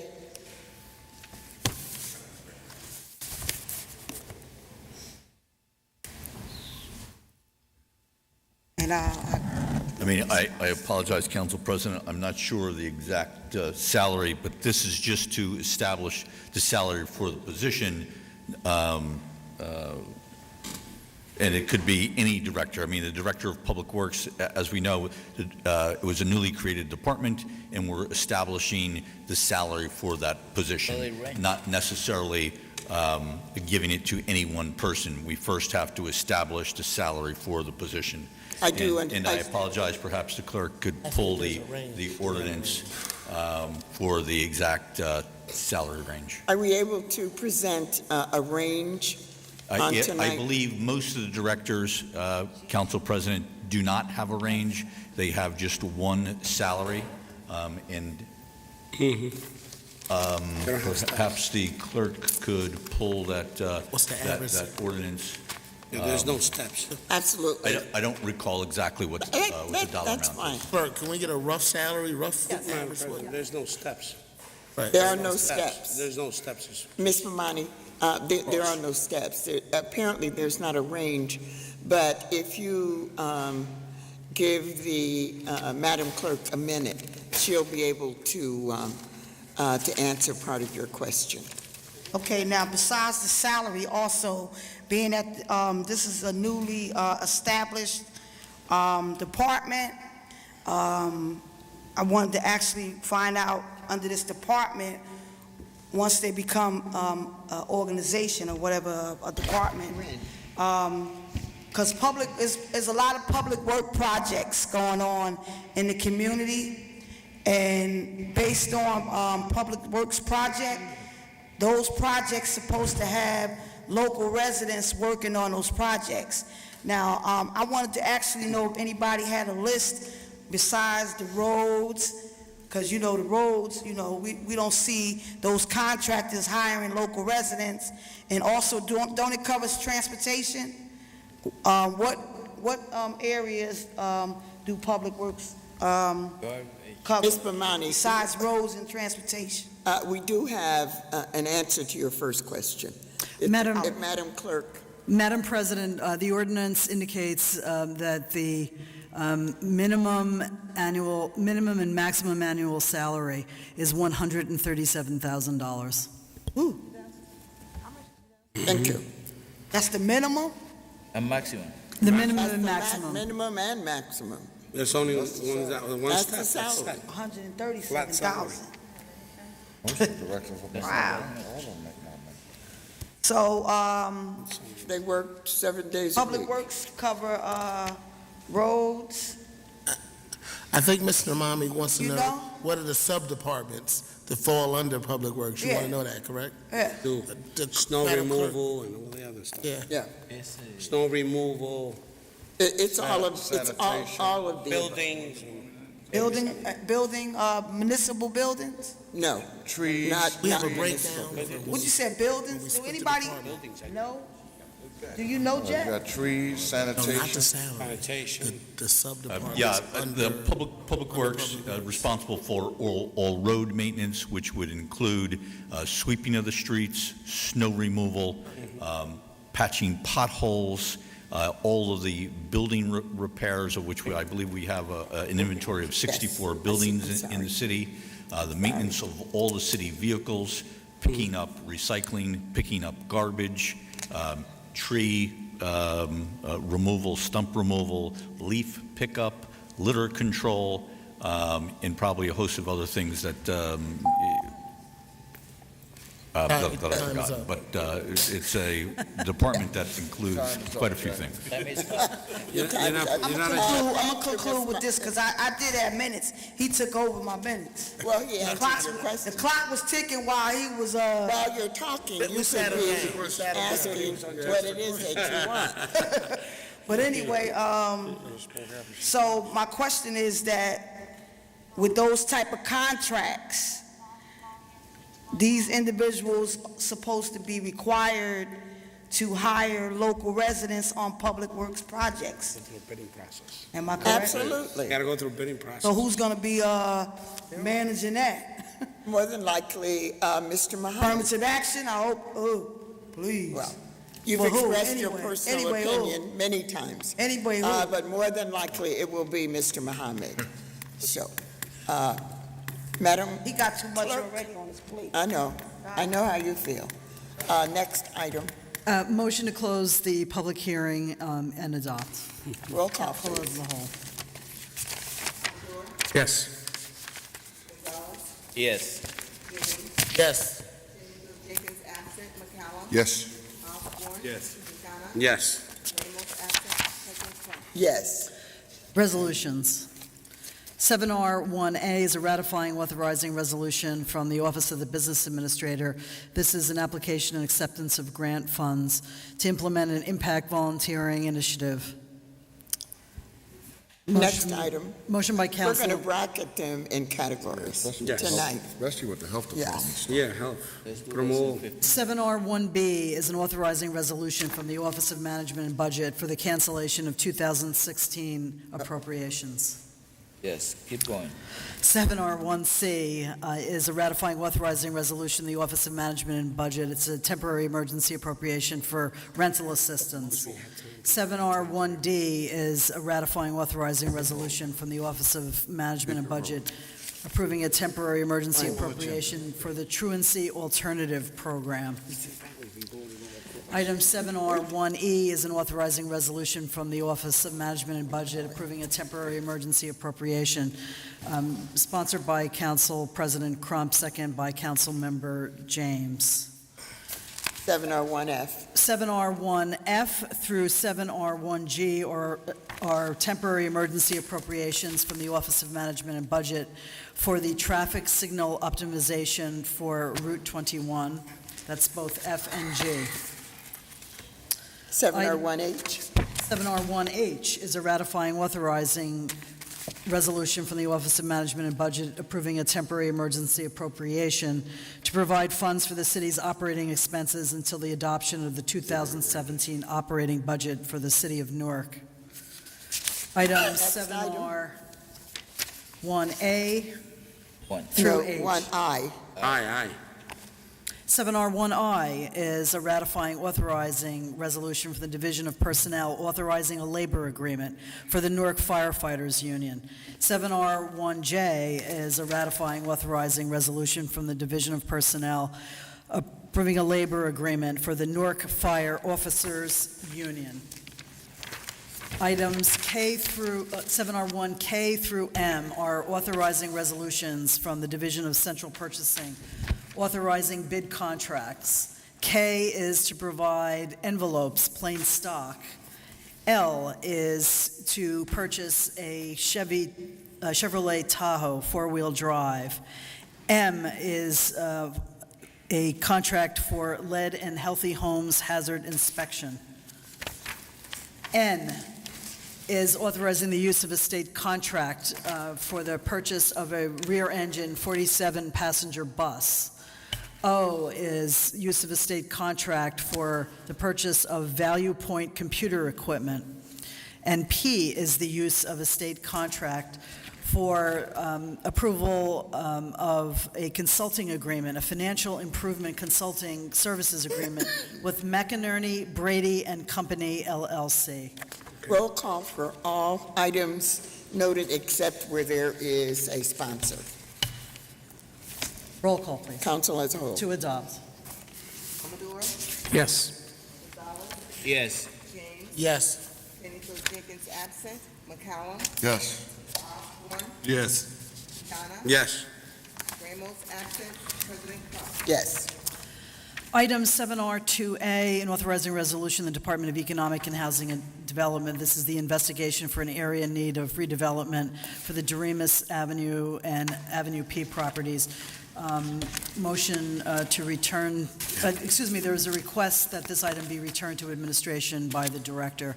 Right. Madam President, before we take the vote, I'd like to give a copy of a letter that was sent to us by Passaic Valley. Council President and I happen to be two commissioners, and there's some issues with some of the properties that are there, are Passaic Valley properties. So for that reason, in the future, we will not be voting, and to let the public know that we will not be voting because we will have to abstain because of legal advice from legal counsel at Passaic Valley. So I will give this to you for the record. Yes, Councilman. We will not be voting on this. The members of the council can, but the councilwoman and myself will be, we will not be participating in this vote. Roll call. Madam President, on July 6th, there will be a special hearing of the planning board for the planner, the outside planner hired by the city to be cross-examined by the the representatives of the property owners included in this list. The list is too long to consider. The whole process, as I've said many times, I've said this many times, as a member of the planning board and as a member of this council, the whole process stinks from the very beginning. And when it comes to us forward by the planning board, because once the planning board hears this matter and for final disposition by us, we should consider eliminating this item completely and start all over again. I have spoken to the mayor about this, and that's precisely his position also. So we need to consider that when this matter comes before us, once we have the hearing taken place. I had a major disagreement with some of the members of the planning board at the time that there was supposed to be a cross-examination of the planner. The planner all of a sudden had an emergency, left, and instead of deferring the entire matter, the planning board voted to send it down to the council. I said it's wrong, that's not the way to do it, and finally they agree with me, and they're sending it to a special meeting on July the 6th. Once it's done on July the 6th, the planning board is going to send it to us as a body. And that's an opportunity that we should have where we should refuse, because it makes absolutely no sense. There are properties in that place, in that list, that where, for example, there's one particular property where we have 37 jobs from this particular company, and 36 of them are Newark residents. And I find this totally, it's a sad situation. So when it comes before us, I suggest that we all, as a body, vote no on it and let the process start all over again, because I really agree with the concept, but it should be done the right way. Madam Clerk, roll call to return. Motion, Council of the Whole, to return to administration. Roll call, please. Yes, yes. Yes. Yes. Yes. Yes. Yes to return. Absent, President Trump. Yes. Next items. These are a series of private sales, together or individually? Together, we discussed this. Put them together. I'm sorry? Together or individually, they're a series of private sales. We reviewed them at the meeting already yesterday. So we'll group them? Yes, so we can do them as a group. Item 7R2B is an authorizing resolution, the Department of Economic and Housing Development authorizing a private sale to Open Eye Innovators LLC. 7R2C is also authorizing a private sale to Mario Nedarja. 7R2D is also an authorizing resolution authorizing a private sale to Fernando Sousa. 7R2E is also an authorizing resolution for the Department of Economic and Housing Development authorizing a private sale to Muhammad Mosque of Islam 25. 7R2F is also an authorizing resolution authorizing a private sale to FHAK 2.0 Academy. Items 7R2B through F, Council of the Whole to adopt. Roll call. Yes. Yes. Yes. Yes. Yes. Yes. Yes. Madam President, Madam Clerk? before we move Yes. ahead, I just wanted to clarify, and since the business administrator is here tonight, Jack, when we compute the amount that can be issued for bonds, we take the total assessed value of the properties in the city multiplied by 3.5%. some of these properties here that we're selling for $2, for $4, $8 are assessed much higher than the selling price that we are getting for it. So we are, I believe, overestimating the amount of debt that we can issue because the assessed values that we're using are high. So my concern has been that we should get the assessed value to be a realistic number so that we are not inflating the amount of debt that we can issue. I don't know if let's say the properties owned by the city are excluded from the computation, but that's something that I want you to clear for us.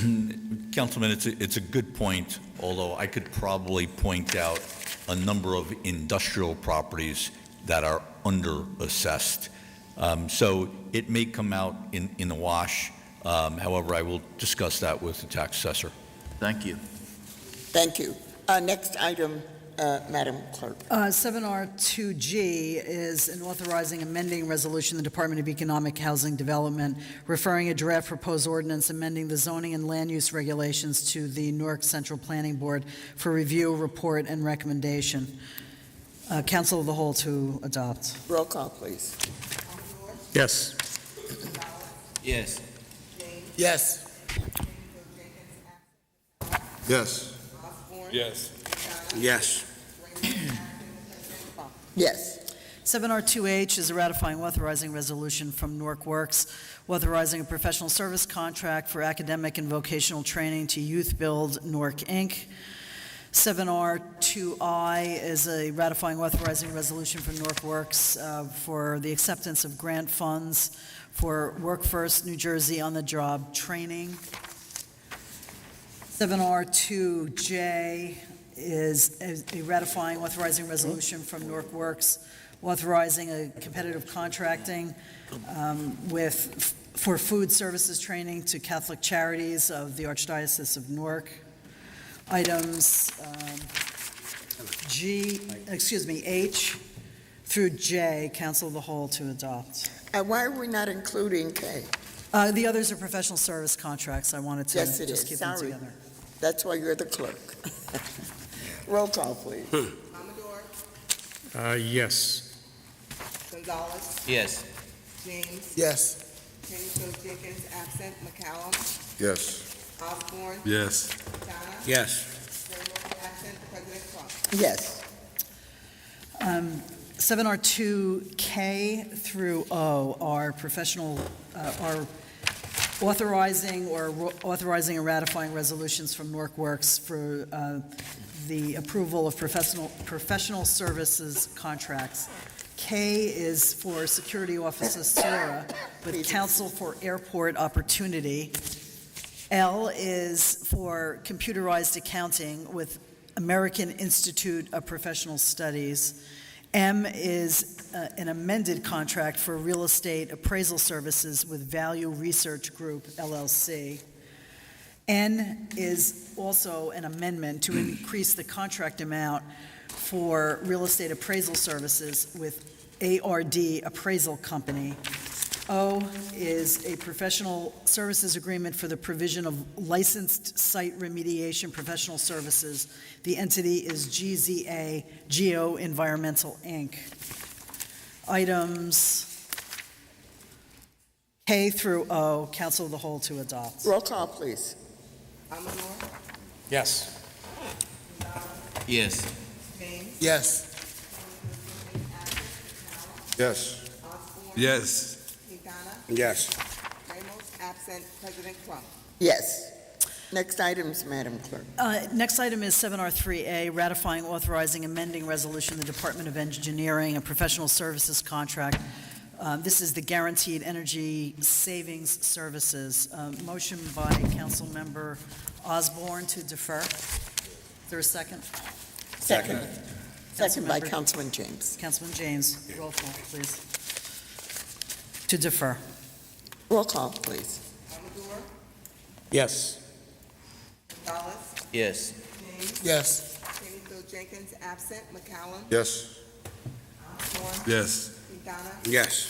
Ramos, absent, President Trump. Yes. 7R4A is an authorizing resolution from the Department of Finance.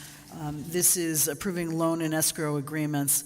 This is the sale of general obligation bonds for this, for the city's water main rehabilitation project. Council of the Whole to adopt. Roll call, please. Yes. Yes. Yes. Jenkins absent. McCallum. Yes. Osborne. Yes. McDonough. Yes. Ramos absent. President Trump. Yes. 7R5A is a ratifying authorizing resolution from the Department of Health and Community Wellness approving a contract with a grant subrecipient for homelessness prevention and rapid rehousing services with Newark Emergency Services for Families, Inc. 7R5B is for a contract with a subrecipient for emergency shelter services with Urban Renewal Corporation. B is sponsored by Councilmember James, second by Councilmember Quintana. C is a ratifying authorizing resolution of the Department of Health and Community Wellness approving a contract with a subrecipient for homelessness prevention and rapid rehousing services with HBP Rain Foundation, doing business as Essex County LBGT Rain Foundation. D is a ratifying authorizing resolution of the Department of Health and Community Wellness, also approving a grant for a subrecipient YMCA of Newark and vicinity for homelessness prevention. E is a contract with the subrecipient Catholic Charities of the Archdiocese of Newark for homelessness prevention and rapid rehousing. F is approving a contract with a subrecipient, the Salvation Army, also for homelessness prevention and rapid rehousing services. G is a contract, approving a contract with a grant subrecipient, St. James Social Services Corporation, also for homelessness prevention and rapid rehousing services. 7R5H is a resolution approving a grant with a subrecipient, Integrity, Inc., also for homelessness prevention and rapid rehousing services. I is a ratifying authorizing resolution of the Department of Health and Community Wellness approving a grant with a subrecipient for emergency shelter services with Covenant House of New Jersey. J is a ratifying authorizing resolution also approving a grant with a subrecipient Positive Health Care, Inc., also for emergency shelter services. 7R5K is a ratifying authorizing resolution approving a grant with a subrecipient Public Strategies to provide HIV/AIDS-related health and support services to the Newark eligible metropolitan area. L is a ratifying authorizing resolution approving a grant with to a subrecipient Urban Renewal Corporation, also to provide HIV/AIDS-related health and support services. M, also approving a grant with a contract with a grant subrecipient Rutgers, the State University, also to provide HIV/AIDS-related health and support services. N, also a ratifying authorizing resolution approving a contract with a subrecipient, the Leonard Clinic, Inc., also to provide HIV/AIDS-related health and support services. 7R50 is a ratifying authorizing resolution approving a contract with a subrecipient, St. Michael's Medical Center, to provide HIV/AIDS-related health and support services. 7R5P is a ratifying authorizing resolution approving a contract with a grant subrecipient, the Urban League of Essex County, for homelessness prevention and rapid rehousing services. 7R5Q is also a ratifying authorizing resolution awarding a contract to a subrecipient, Bridges Outreach, Inc., Project Connect, for homelessness prevention and rapid rehousing services. 7R5R is a ratifying authorizing resolution approving a contract with a subrecipient, the Smith Center for Infectious Disease and Urban Health, to provide HIV/AIDS-related health and support services. 7R5S is a ratifying authorizing resolution approving a contract with a subrecipient, Neighborhood Health Services Corporation, to provide HIV/AIDS-related health and support services. And 7R5T is a ratifying authorizing resolution from the Department of Health and Community Wellness approving an application for the acceptance of grant funds to provide rental assistance to persons at risk of homelessness, Department of Health and Community Wellness. Roll call A, with noted sponsors. A through T, with the noted sponsors. Council of the whole for the remainder to adopt. Roll call, please. Amador, Yes, yeah. Gonzalez, Yes. James, Yes. absent, McCallum, Yes. Osborne, Yes. Quintana, Yes. Ramos, absent, President Trump. Yes. Madam President? Yes, Councilman. On 7R5Q, we're entering into a contract with Bridges Outreach, which I'm very happy that they have a headquarters at 22 Mulberry Street in Newark. They've been responsible for the feeding of the homeless at the public park. And I hope that the $68,000, as I've suggested many times, is used to feed the homeless in one particular site outside of a public park. I see.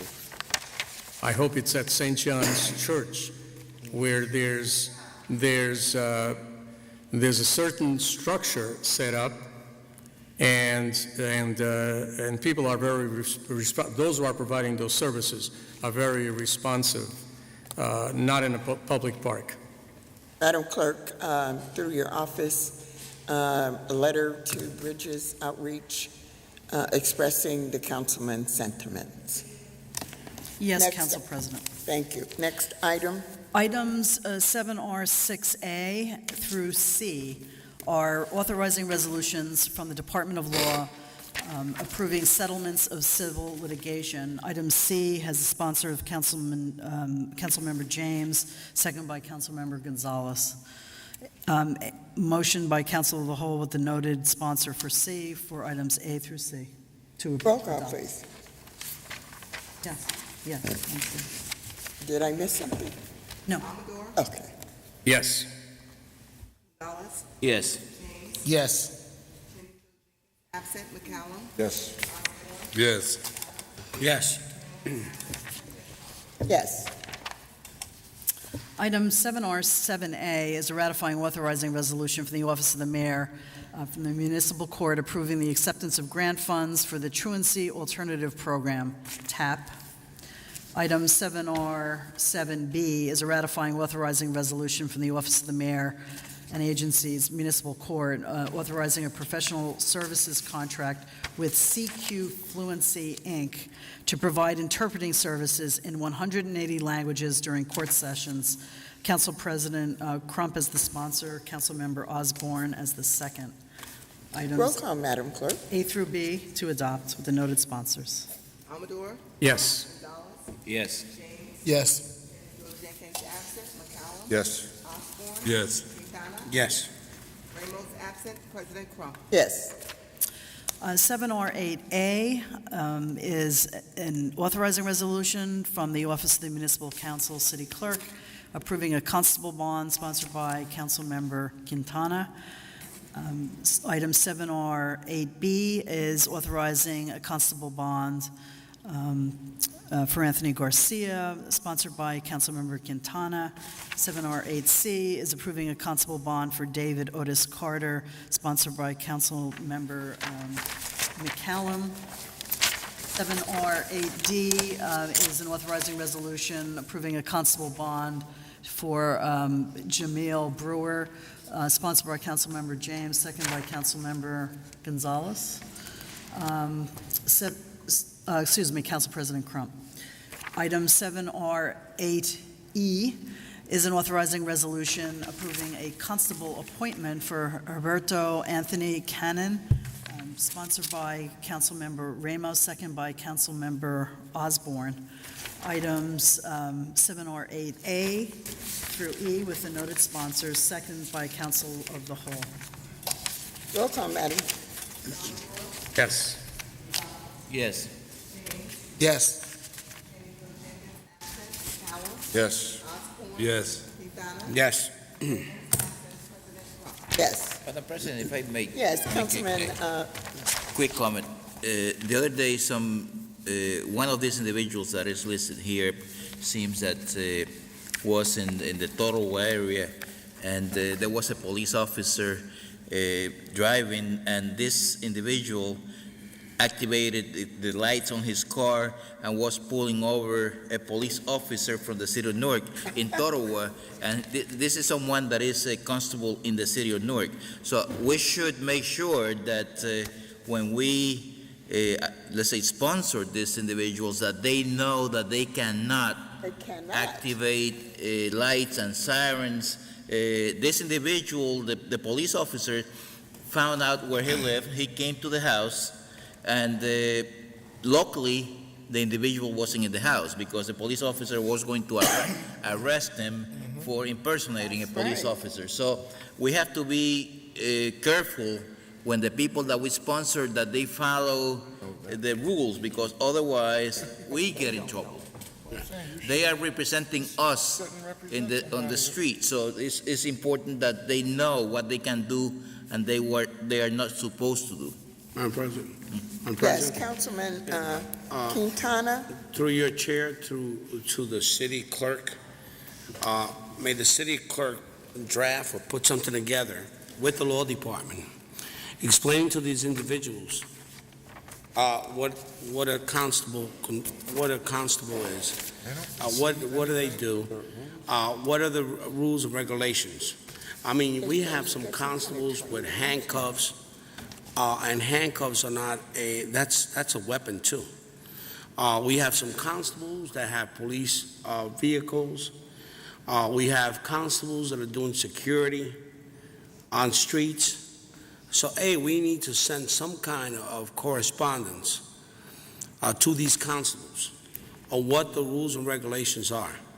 If the law department and the city clerk can get together and draft something to them where they would sign some kind of a signature that they do understand that they're a constable. In terms of, there were some constables too a couple of weeks ago, and I want to highlight the city clerk's office for single eye and doing a search through with the law department, indicating some individuals who used a wrong address of the city of, they were living somewhere else and not the city of Newark. So again, I want to commend them, but we need to, when we sponsor these constables and we vote on them, we talked at one time to issue them some kind of ID, explaining to them what the responsibilities are. That's true. We need to make sure that we do that to cover ourselves. We're voting for these individuals. In the past year, we have had some incidents with constables who have lost a constable because of their behavior. They're not law enforcement officers. I want to make that for the record and put it on the record. But if the city clerk and the law department could get together and put a package together to these individuals of what the law is and what is their responsibilities and duties. Madam Chairwoman? Yes, Councilman James. I'd like to concur with my council colleagues and add that constables are told anyone who's carrying a weapon that they're not supposed to be able to carry it freely unless they're on duty. And I've had several constables that carry it around as if they have a carrying permit. They do not. And even when as soon as they get off work, they're supposed to take that gun, separate it from the bullets. The gun can be in the truck, the bullets can be in the glove compartment, or vice versa. But at no time are they supposed to have the gun, a loaded weapon, and the bullets driving around. And a couple got caught like that, and they said, well, we didn't know. You knew. Anyone who's given a right to have a gun legally knows that you can't drive around with it loaded, especially us in the military. We know that also. So I agree with my colleagues, and some of these constables, you guys need to wake up. You're in a trusted position, and you need to respect it. That's true. Madam President, Madam President, just in terms of weapons, in terms of guns, the only way a constable can obtain a weapon is due to his job performance, and it must be by a magistrate who will okay that constable is doing some kind of work. They would have to go to Superior Court and get a Superior Court magistrate who will sign off because of the work of this constable. But that is the only way that a constable can carry a weapon. So again, for those that are constables, for them to get a carrying permit, they would have to go before a Superior Court magistrate who would say yes or no due to the work level. Just want to put that on record. I have a question, just a quick question. Ken, so when they get their packets, once we vote on them, they don't receive anything with rules and regulations? No. No. From the police department, probably. Not from Or from where? They get a little card. Councilman, they are given the Please state your name for the Kenneth record. Lewis, City Clerk. Councilman, they are given, the package that they're given includes the current council Newark ordinance governing their activities. Among them, they are told that they cannot, as a constable, they're not as a constable entitled to carry a gun unless they have a carrying permit. Yep. Okay. Thank you. Item 7R8F, various expressions of profound sorrow and regret. Item 7R8G, various recognizing and commending resolutions. Items F through G with the noted sponsors. Amador, Yes. Yes. James, Yes. Kenny Jenkins, absent. Yes. Yes. Quintana, Yes. Ramos, absent. President Crump. Yes. 7R11A is an authorizing resolution, the Department of Recreation, Cultural Affairs, and Senior Services authorizing a hold harmless and indemnification agreement and a permit to operate, to use the facility for the Shawnee Baraka basketball camp. Like to sponsor? Second. Second by Councilman Osborne. Councilmember James, second by Councilmember Osborne. Roll call to adopt. Amador, Yes. Yes. Yes. absent. McCallum, Yes. Yes. Yes. absent. President Crump. Yes.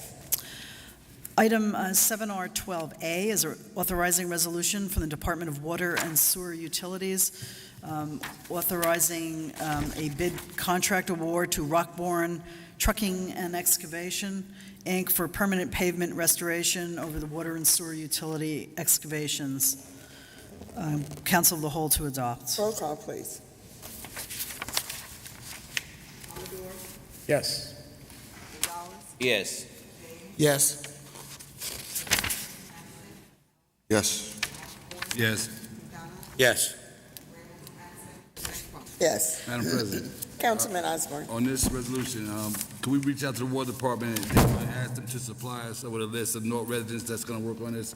It's almost $1 million project doing excavation work, and at yesterday's I think the question was asked, do they have any North residents working for them? Absolutely. Yes. Madam Clerk, through your We chair. know what the answer is. Yes, Council President. I told you. Items 7R12B through D are authorizing resolutions to the Department of Water and Sewer Utilities authorizing refunds of overpayments on water and sewer accounts. B through D, Council of the whole to adopt. There are, yes. Madam President, one other one. Yes. Yes. James, Yes. Kenny Jenkins, absent. McCallum, Yes. Osborne. Yes. Quintana, Yes. Ramos, absent. President Crump. Yes, Councilman Osborne. Yeah, in Resolution 12E2, that was the contract that had a $4.5 million contract, and he Yes. said he only had 5 employees, only 2 was from North. Could I'm we sorry, also which ask which for item? 7R12E? Oh, MCOR, yes. that's a $4.5 million contract, and we asked the question yesterday of him also, did he have any North residents? And he said he had 5 employees and only 2 were from Yes, North. the one who came yesterday. I think that's kind of troublesome. I think we ought to at least maybe defer it or at least ask him to supply. Oh, that's the project with the water Yeah, but this is a major project. This project alleviates the flooding at Meeker and Elizabeth Avenue. It's been massive flooding for 30 years. So I agree that we should go out and see if we can hire more Newarkers, but I don't think we should delay the project. Well, okay, I'm good with that. Madam President. So I'm sorry. I just have a question. Is no company in Newark could have done this? I just don't understand why we keep accepting these bids from companies that are not in Newark if we have Newark companies that could do it. But you have to, let's say Because we can't go to Wharton or Somerville and get a contract. There's a statute that establishes how the bids are going to be conducted. I don't think one Newark company ever had a contract in Wharton. Always responsible bidder gets the contract. There's We nothing. just want to establish that they're using Newark residents to work, to do the work. Yeah, we It can could be talk about something that in the offline. RFPs. Absolutely. You can add things in the RFPs too. Excuse me. Excuse me.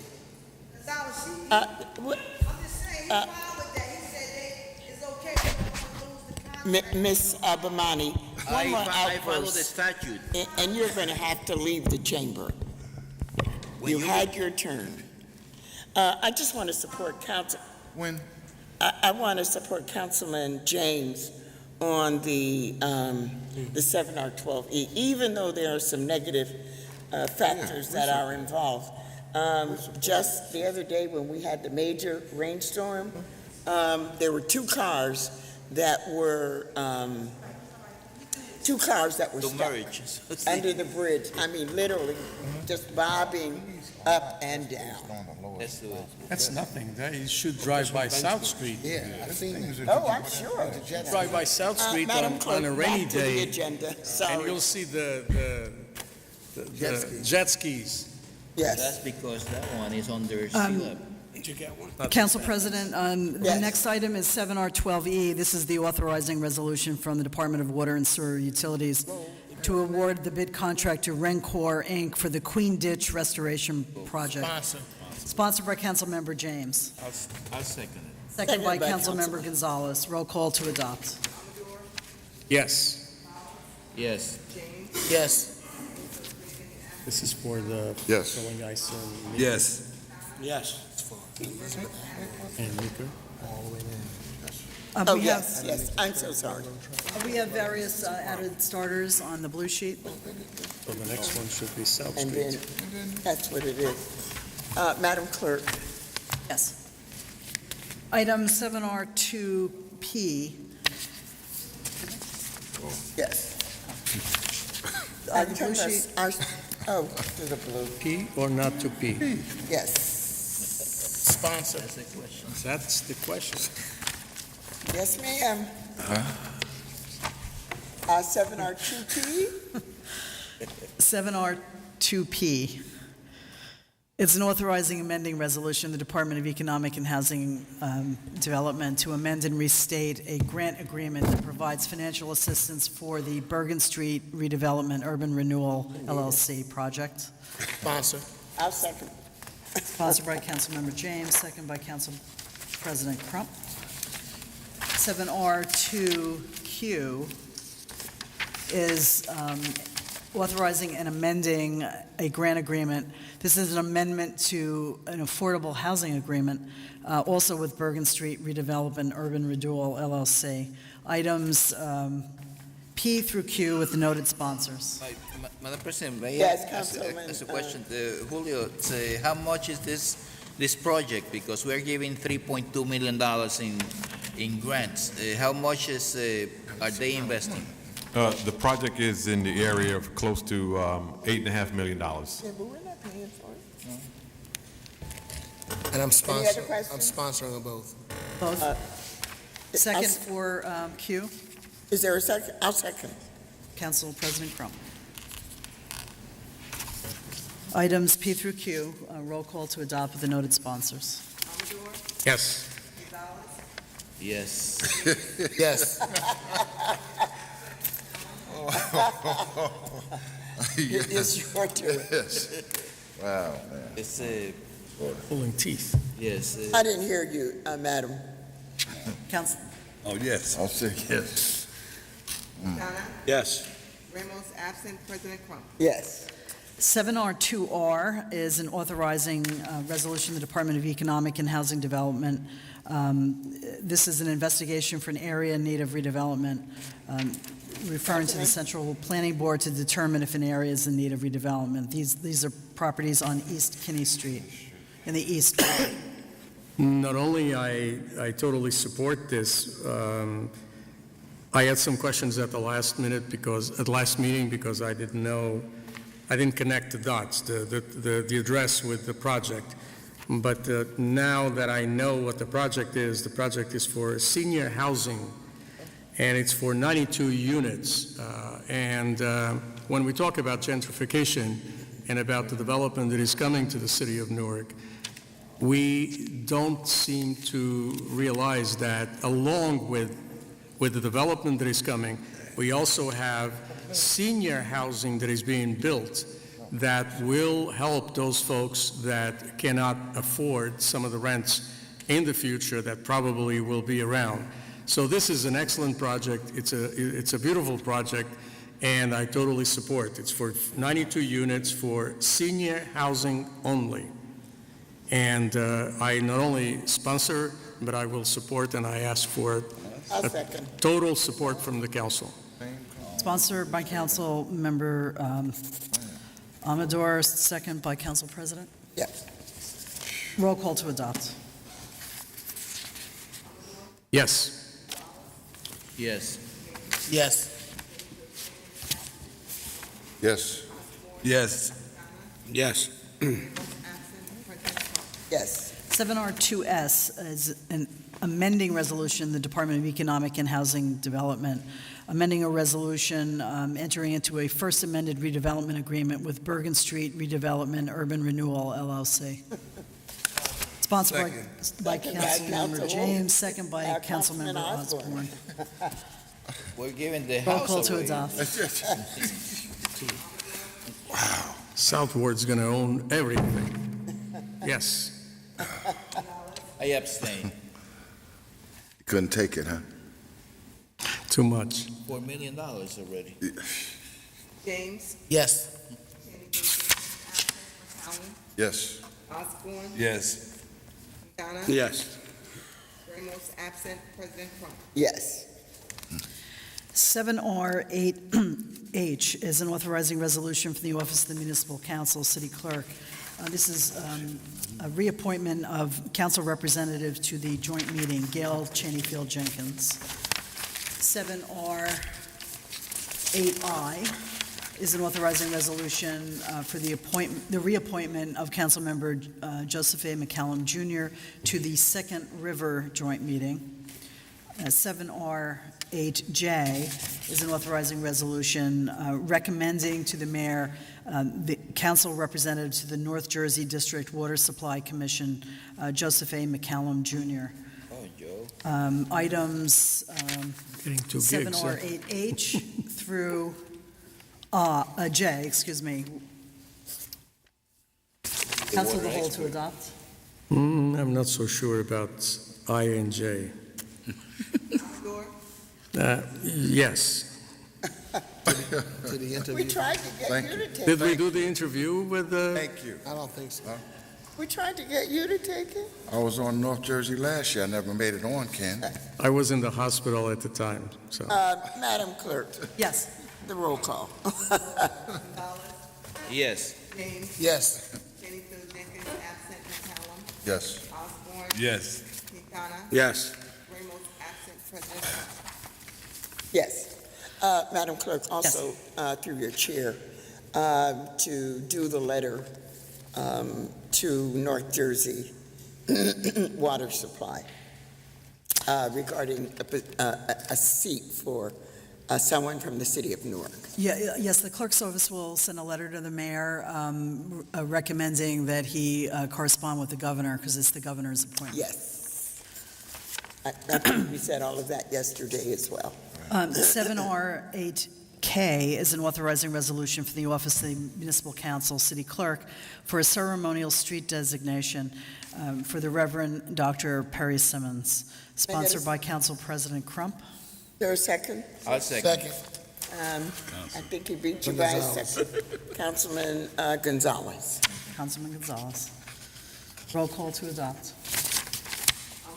Yes. Yes. Yes. Yes. Yes. Yes. Yes. 7R 8L are various additional recognizing and commending resolutions. Roll call to adopt. Amador, Yes. Yes. Yes. Yes. Yes. Yes. absent President Trump. Yes. 7R9A is an authorizing resolution for the Department of Public Safety, Division of Police, authorizing a professional service contract. This is with the Division of the New Jersey State Police for the Residential Academy Training Program to teach basic course for police officers to 200 newly hired NPD police officers. I'll move. Second. Oh, I'm sorry. So, Sponsored sponsored by Councilman Gonzalez, seconded by Councilman James. James. Roll call to adopt. Amador, Yes. Yes. Yes. absent McCallum, Yes. Osborne. Yes. Quintana, Yes. Yes, President, congratulations, if I may Sergeant add- Gully. if I may ask, when is the sooner that these police officers are going to be on the street? You want to step to the microphone? Congratulations. When is the sooner that they are going to be on the street? We try to have them out here by January 2018. Yes. Oh, that's a long time. Yes. Well, the academy is 22 weeks. They go in August 7th. They graduate on December 11th. How you select the ones going to Sigurd? I'm sorry? The ones going to Sigurd? It's 22 weeks. But those are going to be... Residential, yes. Yes. Yes, yes. It's a That's different much way. tougher than the others. Yes, it is. Makes it tougher cop. Thank you very much. All right, thank you, council. Next item. Back to the agenda Oh, on yes, page back to 48. the agenda. Communications, 8A, an ordinance amending Title 41 of the Municipal Code of the City of Newark to establish a new chapter entitled Inclusionary Zoning for Affordable Housing.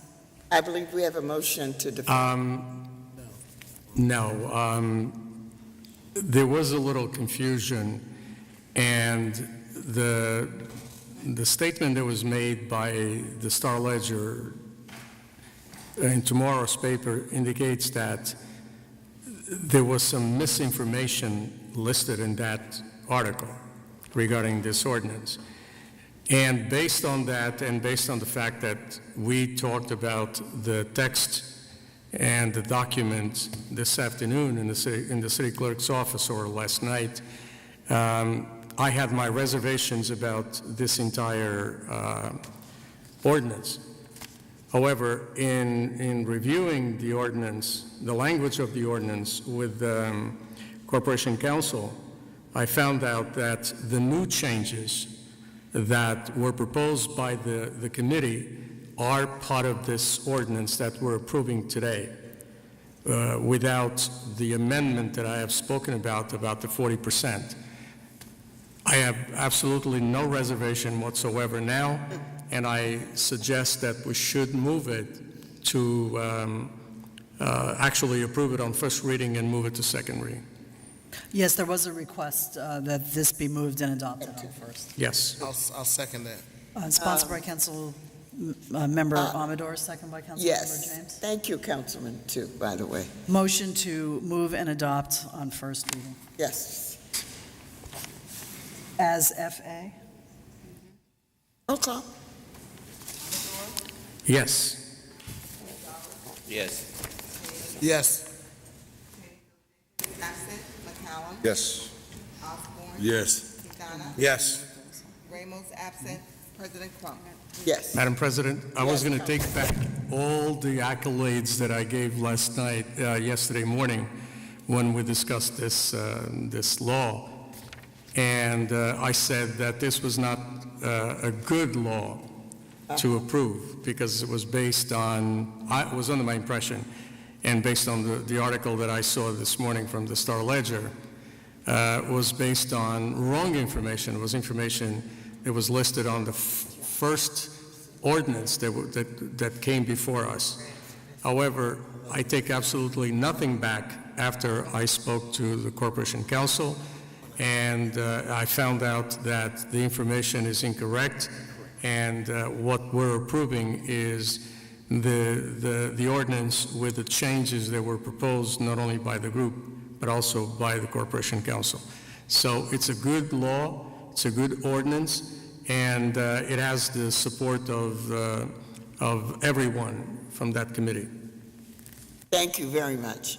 Madam Clerk, the next item. Next item is 8B, an ordinance amending section 23:5-14E, parking by permit only in designated residential areas, by adding north side of Bleecker Street between Dr. Martin Luther King Jr. Boulevard and University Avenue, extending approximately 165 feet west from the intersection of University Avenue in the Central Ward. They're taking up all the parking spaces. I'm sorry, Councilman. Councilman McCallum just made a joke. Roll call. Roll call to council as a whole. To first reading. Yes, to move it to first. The councilwoman is in favor of and supporting and asking us. Yes. Yes. Yes. Absent. McCallum. Yes. Yes. Yes. Ramos absent. President Crump. Yes. Next item is communications on page 49. 8C, an authorizing resolution, the Office of the Mayor, reappointment to the FQHC, Gregory Arve. 8D, a reappointment to the FQHC for Kendall Clark. 8E is a reappointment to the FQHC for Ralph A. Divino. 8F is a reappointment to the FQHC for Charlene Wanzer. 8G is a reappointment for Dawn Syke to the FQHC. And 8H is a reappointment to the FQHC for Tanisha Ginlock. Items C through H. Council as a whole. Council as a whole to adopt. Yes. Yes. James. Yes. Anyfield Jenkins absent. McCallum. Yes. Osborne. Yes. Quintana. Yes. Ramos absent. President Crump. Yes. 8I is an authorizing resolution from the Office of the Mayor for an appointment to the Newark Hispanic Commission, Marlene Cruz, sponsored by Council President Crump, second by Councilmember Quintana. Roll call, please. Roll call to adopt with the noted sponsors. Amador. Yes. Gonzalez. Yes, absolutely. Yes. McCallum. Who is Yes. that? Osborne. Yes. Quintana. Yes. Ramos absent. President Crump. Absolutely. The next, back to the blue sheets on page 5. The added starter, 8J, an ordinance authorizing the sale of certain city-owned property to the Parking Authority of the City of Newark and the execution of a redevelopment agreement with the Parking Authority of the City of Newark for the construction of a mixed-use structure, including administrative offices, retail space, and a parking facility with approximately 645 parking spaces upon Block 873, Lot 103 on the tax map of the City of Newark, more commonly known as 47 through 63 Green Street in the East Ward. There's a request by the Director of the Department of Economic and Housing Development to advance and adopt this item on first reading. Sponsor. Sponsored by Councilmember James, second by Councilmember James, to advance and adopt on first as 6FB. Amador. Yes. Gonzalez. Again, yes. Want to come back? Yes. Absent. McCallum. Yes. Osborne. Yes. Abstain. President Crump. Yes, I do want to add just a comment.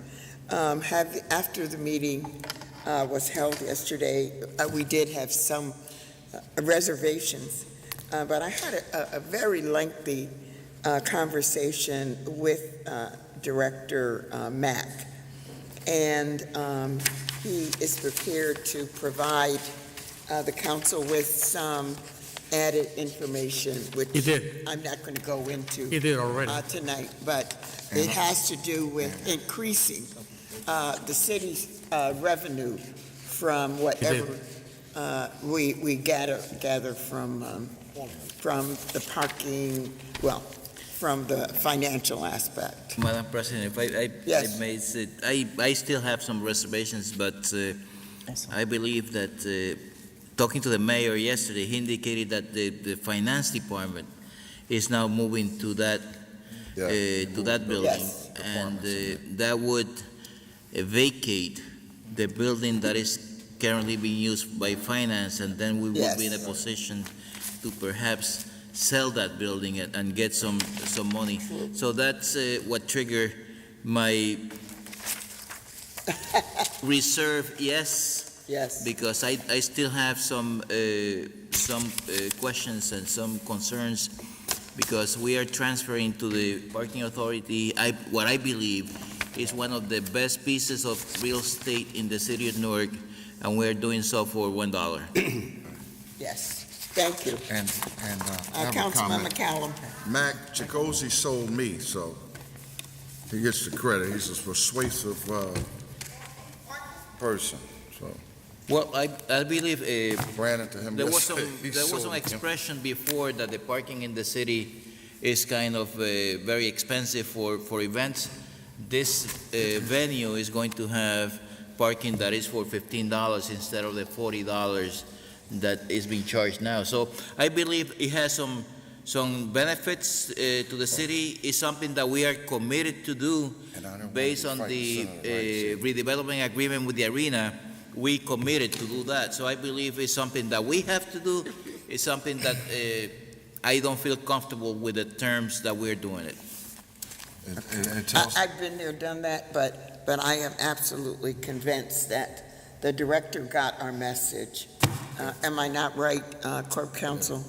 And it's going to be, we're going to reap some benefits, financial. And I don't have to Council President, we're back to the agenda for the last item. It's on page 51.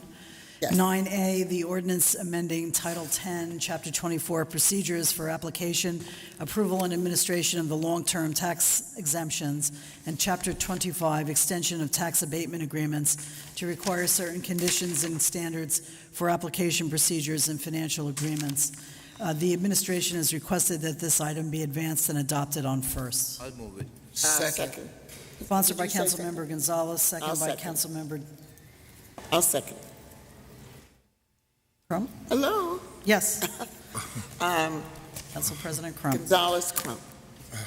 As this would be 6FC, roll call to adopt. Amador, Yes. Yes. Yes. absent. McCallum, Yes. Osborne, Yes. Quintana, Yes. Ramos, absent. President Crump. Yes. The ordinances adopted today on first reading will be advertised in accordance with the law, and a public hearing will be held at a regular meeting on Wednesday, July 12th at 12:30 p.m., or soon thereafter as practical, in the council chambers, second floor, City Hall. For motions, this way. Yes. Motions. Motion this way. 15 pages. Oh, man, let him go Oh, my last. God. Let him go last. Madam Clerk, and to my council colleagues, I have one more appointment tonight, and I said I'd be there whenever the meeting was over. So I am going to start. I don't know where to start. Want me to go first? I'll go first. No, let John go last. Let's start with Councilman Amador, followed by Councilman Gonzalez. Can we do I him want to thank first you so all we for a very good meeting. get rid of it? Let's get out of here. We're gonna, it's going Amador, Gonzalez, McCallum, Osborne, I don't have Quintana. any motions, so I am I going spoke. You can't leave. Can't leave. Not so. I already mentioned the need for the director to come back to us and give us a schedule of the removal of the stumps. So we should send a letter to the director to come before us and talk about the stumps.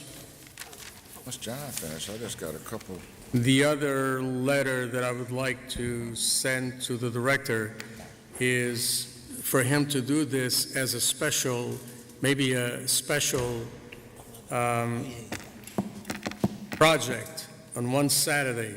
Just remove signs on poles about selling homes and cars, but make sure that those companies, those numbers are contacted, not to do it again, because it's ugly throughout the entire city. And a letter to the Director of Engineering for the Traffic and Signals Manager to come before us and talk about some things some concerns that we have related to traffic. Last, a letter of sorrow to the Portuguese consul related to the deaths of 62 people as a result of fires on Saturday in Portugal. Horrible. It was a horrible story, probably the worst ever in terms of fires. And there's a fundraiser taking place this Sunday between 1 and 6, where at the Portuguese Sports Club on 55 Prospect Street, where everybody can come in and just drop their donation. Don't even have to stay around. But the place will be open to accept donations throughout the entire afternoon. That's basically it. Code enforcement, a letter to be sent. I think we went there once, but I think we should go there again. 264 Lafayette Street. It's full of graffiti. It's been full of graffiti for over 5 years. He's a slumlord, and he lives outside of the city of Newark, and he doesn't care about the neighborhood at all. That it? That's it. Second. Roll call. Got a lot of presidents after the president left. Amador, Yes. Gonzalez, absent. Yes. Absent. McCallum. Yes. Osborne. Yes. McDonough. Yes. Ramos, absent. Councilman James? Okay, first I'd like to thank Council President Crump. I'll try and be quick, guys. For the senior fashion show we had, I'd like to thank Director Ambrose and Captain Broner for coming out to 400 Hawthorne Avenue and having a ComStat meeting. I'd like to thank the Newark Knights for hosting a fundraiser for American Legion Post 152, who had their post burned down. I'd like to congratulate Pastor Douglas Williams on Zion Hill Baptist Church 100th anniversary. I'd like to thank the county executive and the freeholders for the renovations made to Essex County Weequahic Park Golf Course. I'd like to thank the South Ward Children's Alliance for the credit repair workshop. I'd like to thank the Clean Money family on Hawthorne Avenue for their Family Fun Day. I'd like to thank the African American Heritage Parade Committee for bringing the parade back downtown. I'd like to thank the administration and Beth Israel for the graduation ceremony for our third class of Higher Newark Employment Ready Boot Camp. I'd like to thank Imam Akil Mati for our South Ward Iftar. I'd like to thank Masjid Falahi for our South Ward Iftar on Clinton Avenue.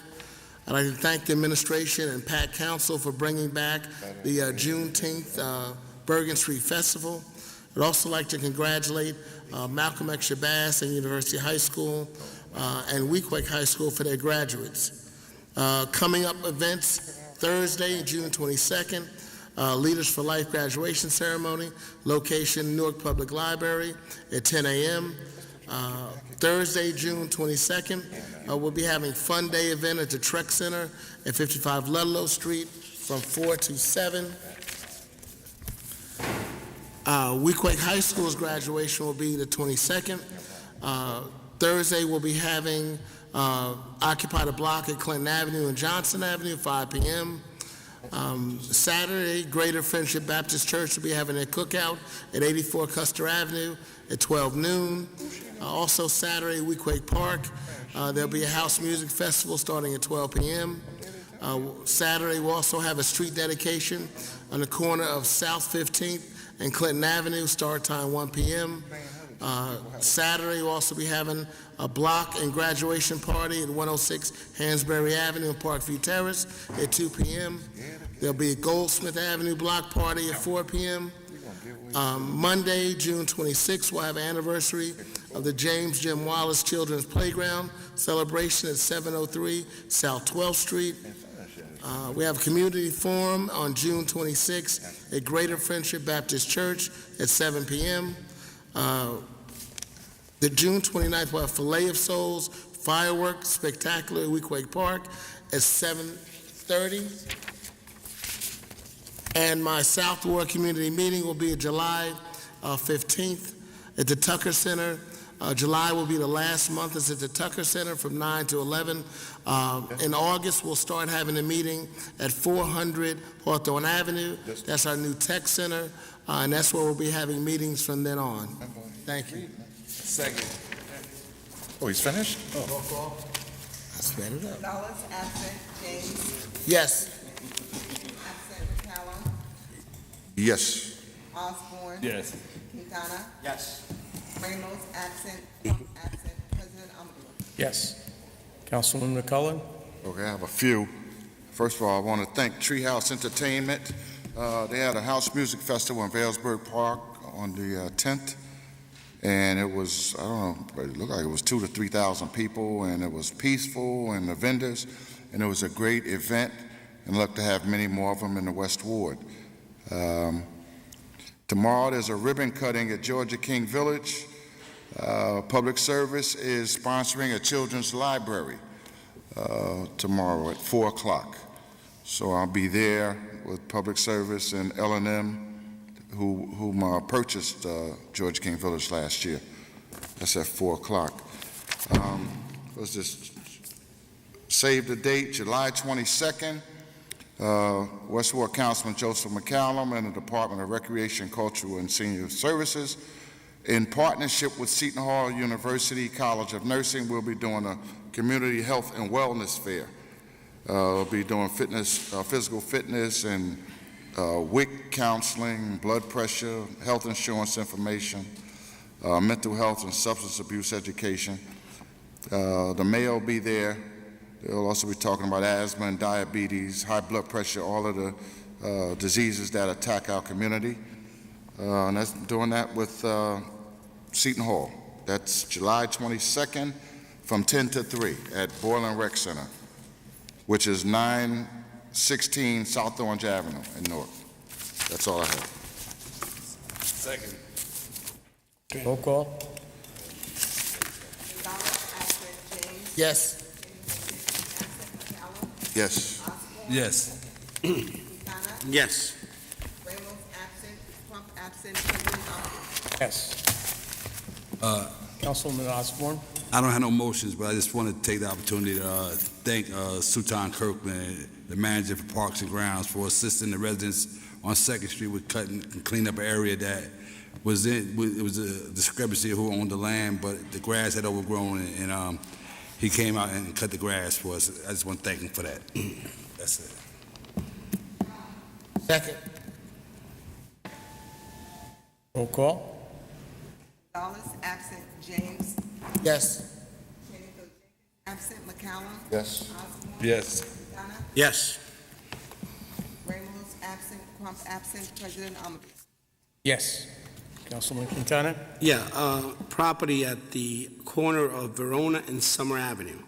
About a month and a half ago, there was a fire that took place there. The debris is still there.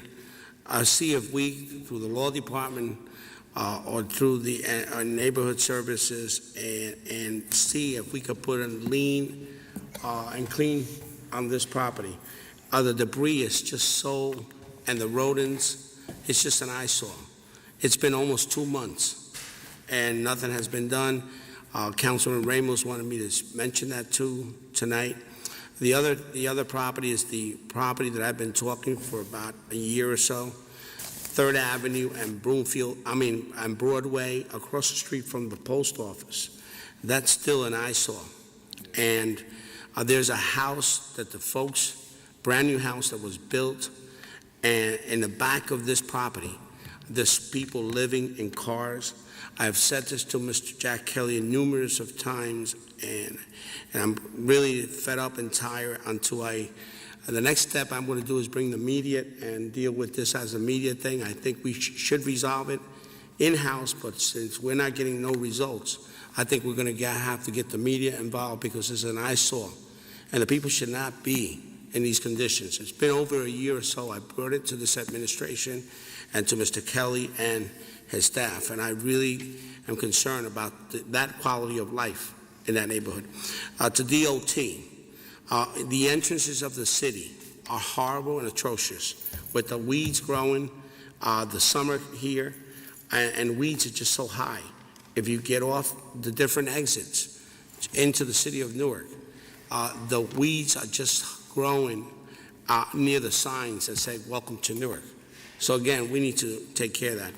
In terms of I'd like to get some correspondence from the County of Essex. I'd like to know the funding of all the decks that were built. I understand that all the parking decks that were built in Essex County, the monies came from the DOT, Department of Transportation, that were funded through the Department of Transportation. I just would like, Madam Clerk, if we can get some correspondence of each parking deck that was built by the county and how much of DOT money came in through the grants. Second. Roll call? Gonzalez, absent. James. Yes. Absent. McCallum. Yes. Osborne. Yes. Quintana. Yes. Ramos, absent. Trump, Don't have absent. anything? President Alvarado. Yes. No. Motion to adjourn. I know. Roll call to adjourn. Gonzalez, absent. James. Yes. Jenkins, absent. McCallum. Yes. Yes. Osborne. Yes. Quintana. Yes. Ramos, I was there absent. last Trump, week. absent. President Alvarado. Joe. Yes. Yes. And 19. Property.